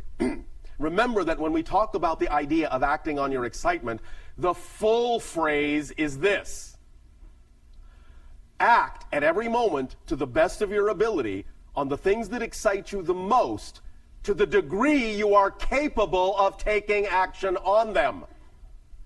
So, if the thing that you say excites you the most doesn't come with, in your present belief system, an ability to take full action on it, then look around for the next most exciting thing you're actually capable of taking full action on. And that will let you know that by acting on that thing you're able to take action on, it is actually connected to the other thing and might get you there through another route you didn't expect. It might bring you what you need in a way you didn't imagine. Do you follow? Yeah. So you yourself are saying the thing that excites you the most, with your present belief system, you're unable to take full action on without fear. Therefore, you need to back up and look at what does excite you, you are able to take full action on. That's the one to take first. Does that make sense? Yeah, that's great. Then it will be a stepping stone for you. You will gain experience. You will gain confidence. You will start to learn how to attract other things. And you may also relax your expectation that you need symbols of a certain type in order to get where you're going. Again, remember, abundance is the ability to do what you need to do when you need to do it. It doesn't always mean money is the easiest way. Can your imagination conjure up another way in which the thing you say is the most exciting thing could actually happen without all the monetary outlay? Is your imagination capable of imagining any scenario in which you could do that thing in the way you say you want to without requiring quite so much money. Yes. And what would one way be? Well, finding someone else who already has an established building that I could move into. It's a building that I'm talking about, so it would be finding someone else with a building. So you are saying that it is possible to attract someone who can actually provide you some of what you need. Yes. Well, why don't you do that? Why aren't you open to believing that that's possible? Why isn't that part of your excitement? If that's the way that it excites you most to do it, why isn't that a real choice? Why isn't that a reality? Why isn't that a possibility to you? Because then you have to depend on someone else's integrity. So you are saying that the only possible people you could attract into such a scenario are people who you cannot trust the integrity of? What kind of a belief system are you working with here? An old one? An old one. One that is depreciating you. You see where we're going? What you need to work on first is an appreciation of yourself before you can attract the symbols of appreciation into your reality. Right now, you are saying the only kind of help you can attract is something you cannot trust. Work on the beliefs that underlie that, and you will clarify the issue to the point where the synchronicity in your life can begin to show you that you can attract what you need and that you can trust it. All right? Thank you. Thank you.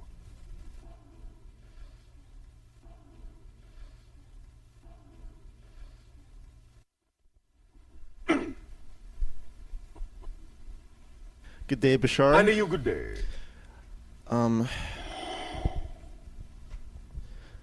First of all, I just want to express to you that it's truly an honor to engage in this interaction with you. It is also an honor for us. We thank you. Well, I can't believe I'm actually here asking you. I can't believe you are either. I have two questions for you. The first of which being, my entire life, my entire life, as far back as I can remember, I've been obsessed with literally obsessed with coming into contact with extraterrestrials. Oh, so and now you have. And now, yeah, I know that's. So now what will you do? Well, aside from be really nervous right now. Nervous? Why are you nervous? I don't know. I can't explain it. But the question is we label different encounters as different. Like, for example, a physical encounter would be, obviously, you probably know we'd call a close encounter of the third kind. We understand the nomenclature. So what I'm asking is what can I do, if anything? Is there anything I can do to increase the likelihood of having the close encounter of the third kind? We have already told you all what to do. Acting on my highest excitement, since that's my highest. Because again, these kinds of appointments were already arranged long ago. All you have to do is become the person with whom the appointment was made. I feel as if I've been that person, though, like my whole life. Has it happened? No, it hasn't. That's why I'm confused. By definition, you see, there's no confusion here. As we said earlier, by definition, your reality has reflected to you that you're not that person yet. So stop worrying about it. In fact, worrying why you're not that person yet is what makes you not that person yet. Now, you are having this encounter. Yeah. This shows you that your belief system is open enough to start the ball rolling. In time and in timing, as you have arranged it, when it is appropriate, no matter what your ego thinks you're ready for, obviously it knows, the higher self knows, the arrangement knows, you're not ready yet. When the timing is correct, it will be the timing that will serve you and everyone else best. You must trust the timing of the appointments you've made and not attempt to hurry them up, or you will miss them. Is perhaps the process of seeking to hurry them up part of making them happen? Only in the context of accelerating them by accelerating yourself by acting on your passion and not worrying about whether they happen or not. Okay. Make sense? Yes. That's the process of accelerating them. Okay. Okay. So that's the paradox. You accelerate the timing by not worrying about the timing. Yeah. By staying in the now, focusing in the now, because where do you think the meeting's going to take place? I have absolutely no idea. Now. Oh, as it's far going as to take timing place goes, yeah. in the now. As everything So the more does, yeah. you are in the now, the easier it will be for us to find you, because we only live in the now. If you're not living in the now, we can't find you. Where'd he go? I don't know. He was here a minute ago, but he's not here now. Well, thank you very much for that. Does that help? Yes, very much so. All It right. does. And? Lastly, I know that you're familiar with the law of one raw material. Yes. Correct, yeah. So what I was wondering is, in relation to that, how is it, from your perspective, is it that the universe or creation goes about creating a new consciousness, or does that happen? Like for example, in the law of one, what they explain is that from density to density, first, second to third to fourth, the consciousness evolves. Well, to the from a point of linear self-awareness. perspective, yes, that's a real experience. But you must understand, it isn't this or that, it's this and that. All ways in which you can imagine the idea of a new perspective coming into being can occur. And remember, the idea of a beginning and an ending occurs within creation that's eternal and infinite. So the idea is subject to creation. Creation is not subject to that idea of a beginning and an ending. So anything can happen in creation that can be expressed as the experience of a beginning, even the idea of the experience of the beginning of a new consciousness. But that's still happening within a creation, within an overall consciousness that always exists and has no beginning and no end. Okay. Does that make sense in your language? Yes, it does. It All does. right. I was trying to specifically, though, go into how it occurs on our planet from species to species. Like what I was saying was that in the law of one, what it says is that we begin as, for example, elements on the planet, and then once we're ready to... No. Again, okay. it's a linear perspective analogy. Okay. It's not that such an experience can't be had by the soul. I see. But it's still all happening at once. Yes. And it's just the soul deciding it wants to have a certain experience. And so in that reality, it can be viewed from that linear perspective in an evolutionary process. And that's a real experience, but it doesn't mean that that doesn't already exist at once. Okay. Make sense? Yeah, no, I understood that philosophy before, but for some reason I was failing to apply it to that All right. particular... It all just comes down to the idea that different kinds of experiences, any kind of an experience that can be imagined, can be created and experienced. But it's just an experience. It doesn't make it unreal, because that's all that is real, is the experience. But it also doesn't mean that those things don't already exist. Yeah. It's just that they're creating an experience as if it's happening that way, and even creating an experience that it's happening for the first time, even though it already exists. So then that means that from incarnation to incarnation... Which all exists simultaneously. Simultaneously. So, but then when... Say, for example, when I die, when Yes. this body dies... Yes. I could be incarnated as something that I would now perceive as the past.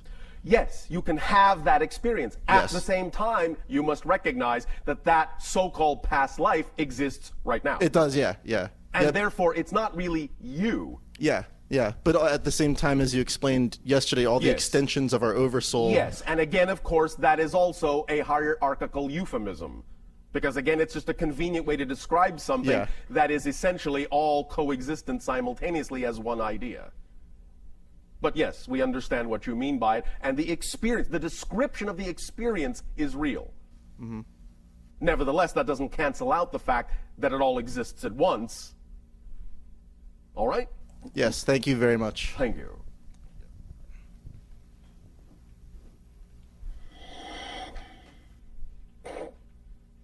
Hello, Bashar. And you, good day. Good to be speaking with you again. Thank you. And you as well. Thank you.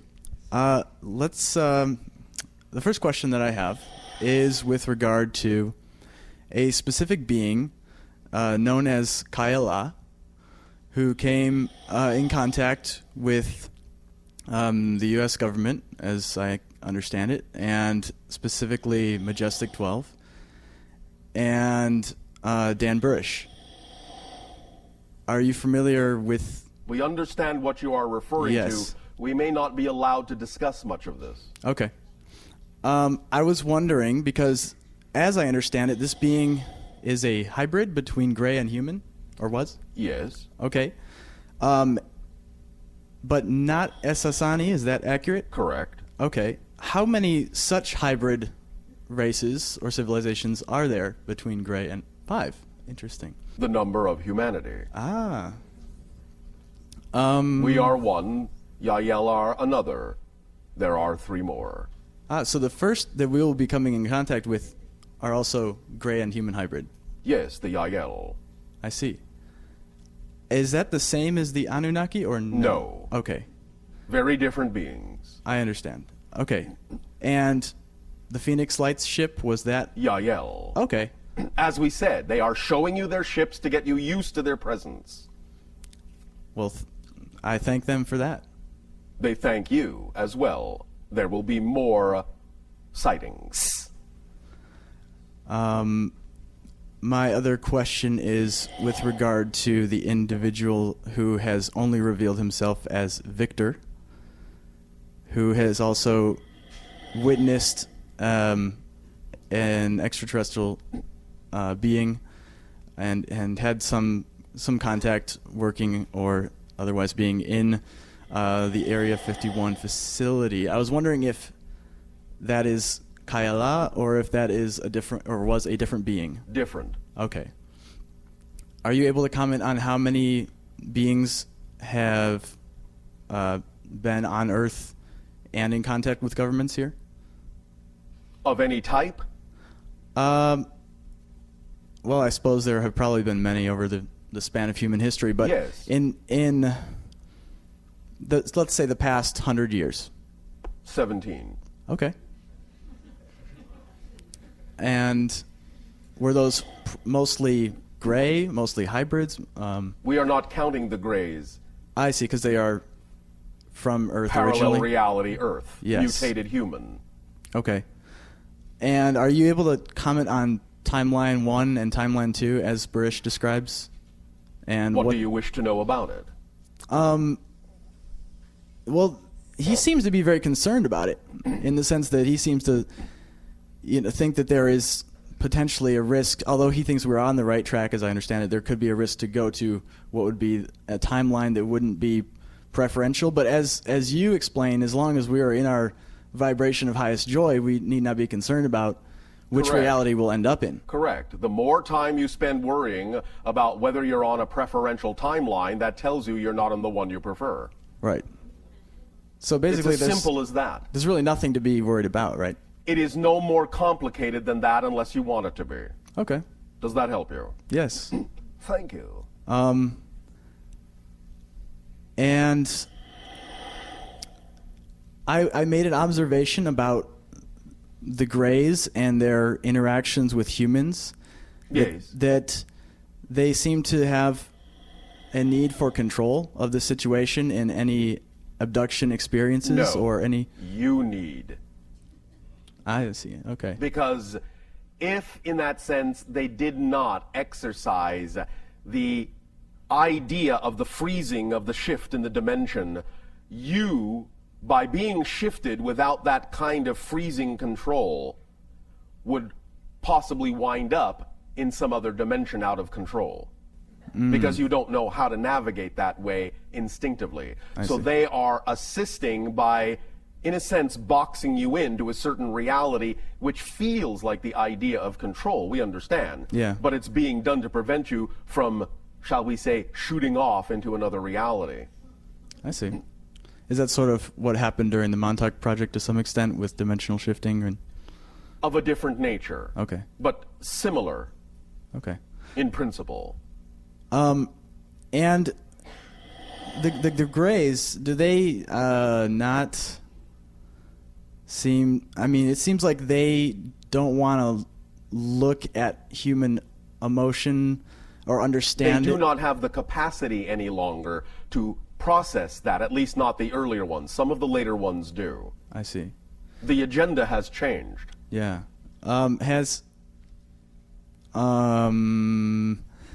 It seems to me, this is my impression, correct me if I'm wrong, but they have had the, I guess, opportunities to relate to humans and try to understand more about the emotional process, but have avoided it. Is that correct?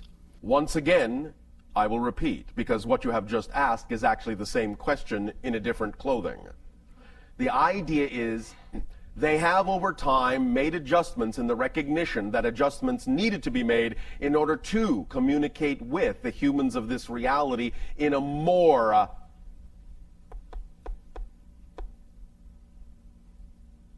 productive manner. I see. But the idea is that initially, in the mutation that they suffered, they eliminated the ability to emotionally relate to you. It wasn't that they were withholding intentionally, they did not have the capacity for emotional processing. Do you understand? Yes. Therefore, in recognizing that they were missing that component, some of the hybridization techniques and genetic alterations were done on themselves to make them more capable of understanding and processing the emotional capacities that they had mutated out of themselves so that they could work with you more closely in a more productive and compatible way. Yes. That's why the agenda has changed over time. Okay. Well, I thank them for their adjustments and, and communication, I suppose. Yes. Thank you. And I guess the on a final note, I was wondering if you could share with us about how old the Essassani civilization is, and what types of changes have occurred since its conception to where you are presently, what you've learned, just in summary. I know it's a very large topic, but we were much more similar to your civilization at one time in terms of the way our culture functioned. We were allowed to develop and evolve through a variety of historical epics, so to speak. The idea, of course, is that we were always harmonious in general, but we did experience certain kinds of negative phenomenology early in our history that we were given an opportunity to transform.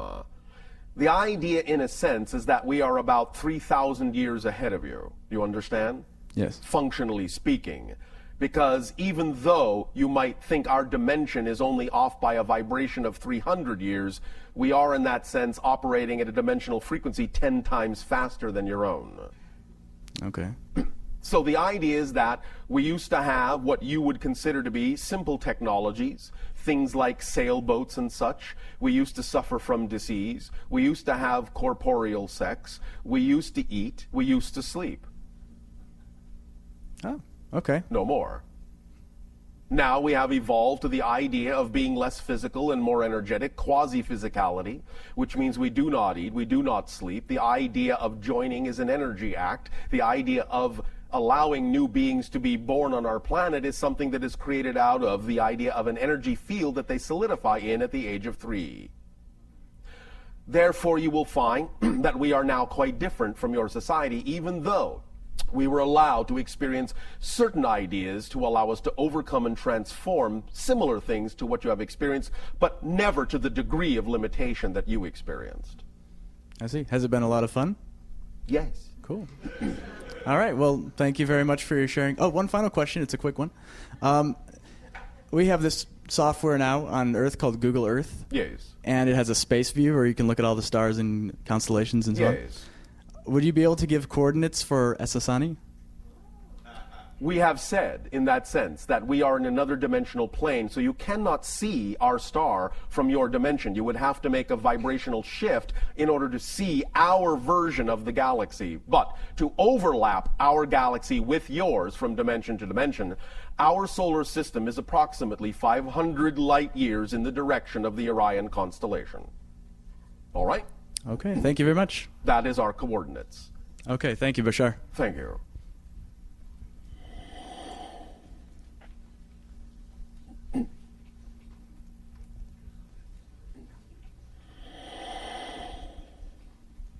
Hi, Bashar. And a you good day. First of all, happy Father's Day. We thank you. And thank you so much for the sharing today, this weekend. I had a question. I recently saw a researcher named David Jacobs who does hypnotic regressions. Yes. And he said that the abductees that he's been working with for the last couple of years are almost all telling him that when they're being abducted, the Greys are asking them detailed questions. They've informed him that some of the hybrids are so human-looking that many are living here amongst us right now. Well, now and then there are practice runs, but that's the next phase of the agenda, is acclimatization to your society so that the hybrid children can start to learn to live among you. Well, that falls in then with my question, because he said that the kinds of things that the Greys are doing is that instead of the fertilization process, they're asking detailed questions like, what is a picnic, and what exactly do you do in a picnic, and what is a post office, and how do you mail a letter, and detailed things that it's a little scary in a way. Why is it scary? Well, it's Are not those the kind of things that you yourself would ask if you were visiting a foreign country and knew not their customs and their ways? Okay. And wanted to learn? Would you not say, how do you mail your letters? Where do you have your post offices? Do you have post offices? What is this called? What is that called? How do you do this? How do you do that? Would you not do the same thing? Yes, and yes, but you still want to be scared? No, I think scared was the wrong word. It's more of the fine line between excitement, but more on the excitement line rather than the fear. Well, then. Because I'm looking forward to working with them, and we've discussed that in the past. All right. So I'm looking more for a timeline and an idea of how this is going to progress in the future, or the now. We have already given you the basic timeline window. You will find that the idea of acclimatization will begin to manifest itself sometime between 2025 and 2033. After open contact is made, in that sense, when people start meeting their children, then you will find that acclimatization will begin to occur in isolated areas on your planet. That will allow the children the best opportunity to acclimatize to your society so that they can begin to live among you for those that will have them. So are the Greys basically focusing totally on this acclimatization process rather than the fertilization, reproductive process? It is now the majority of the agenda. Great. The vast majority of the agenda. It is no longer necessary for the idea of continued hybridization. And how many generations of hybrids are now in existence through the Greys? 30. Wow. And for myself, my own particular hybrid children were in the first generation? No. Can you give me an idea of which one? They began in the 17th. Okay. And roughly when I was through the reproductive time in my life, right? Roughly. Okay. Thank you. Thank you. One moment. One moment. One moment. No further data is available through this terminal. We will at this time extend to each and every one of you our deepest appreciation for the co-creation of this interaction. We must now be on about the business in our part of the agenda as you begin to play your part as well. The timing is such that it works best for both. We extend to you our unconditional love and deep gratitude for allowing us to experience you in this way. We thank you for allowing us to be your children and for allowing us to also guide you as a parent would. We thank you for being part of our family, and we will meet again. Good day.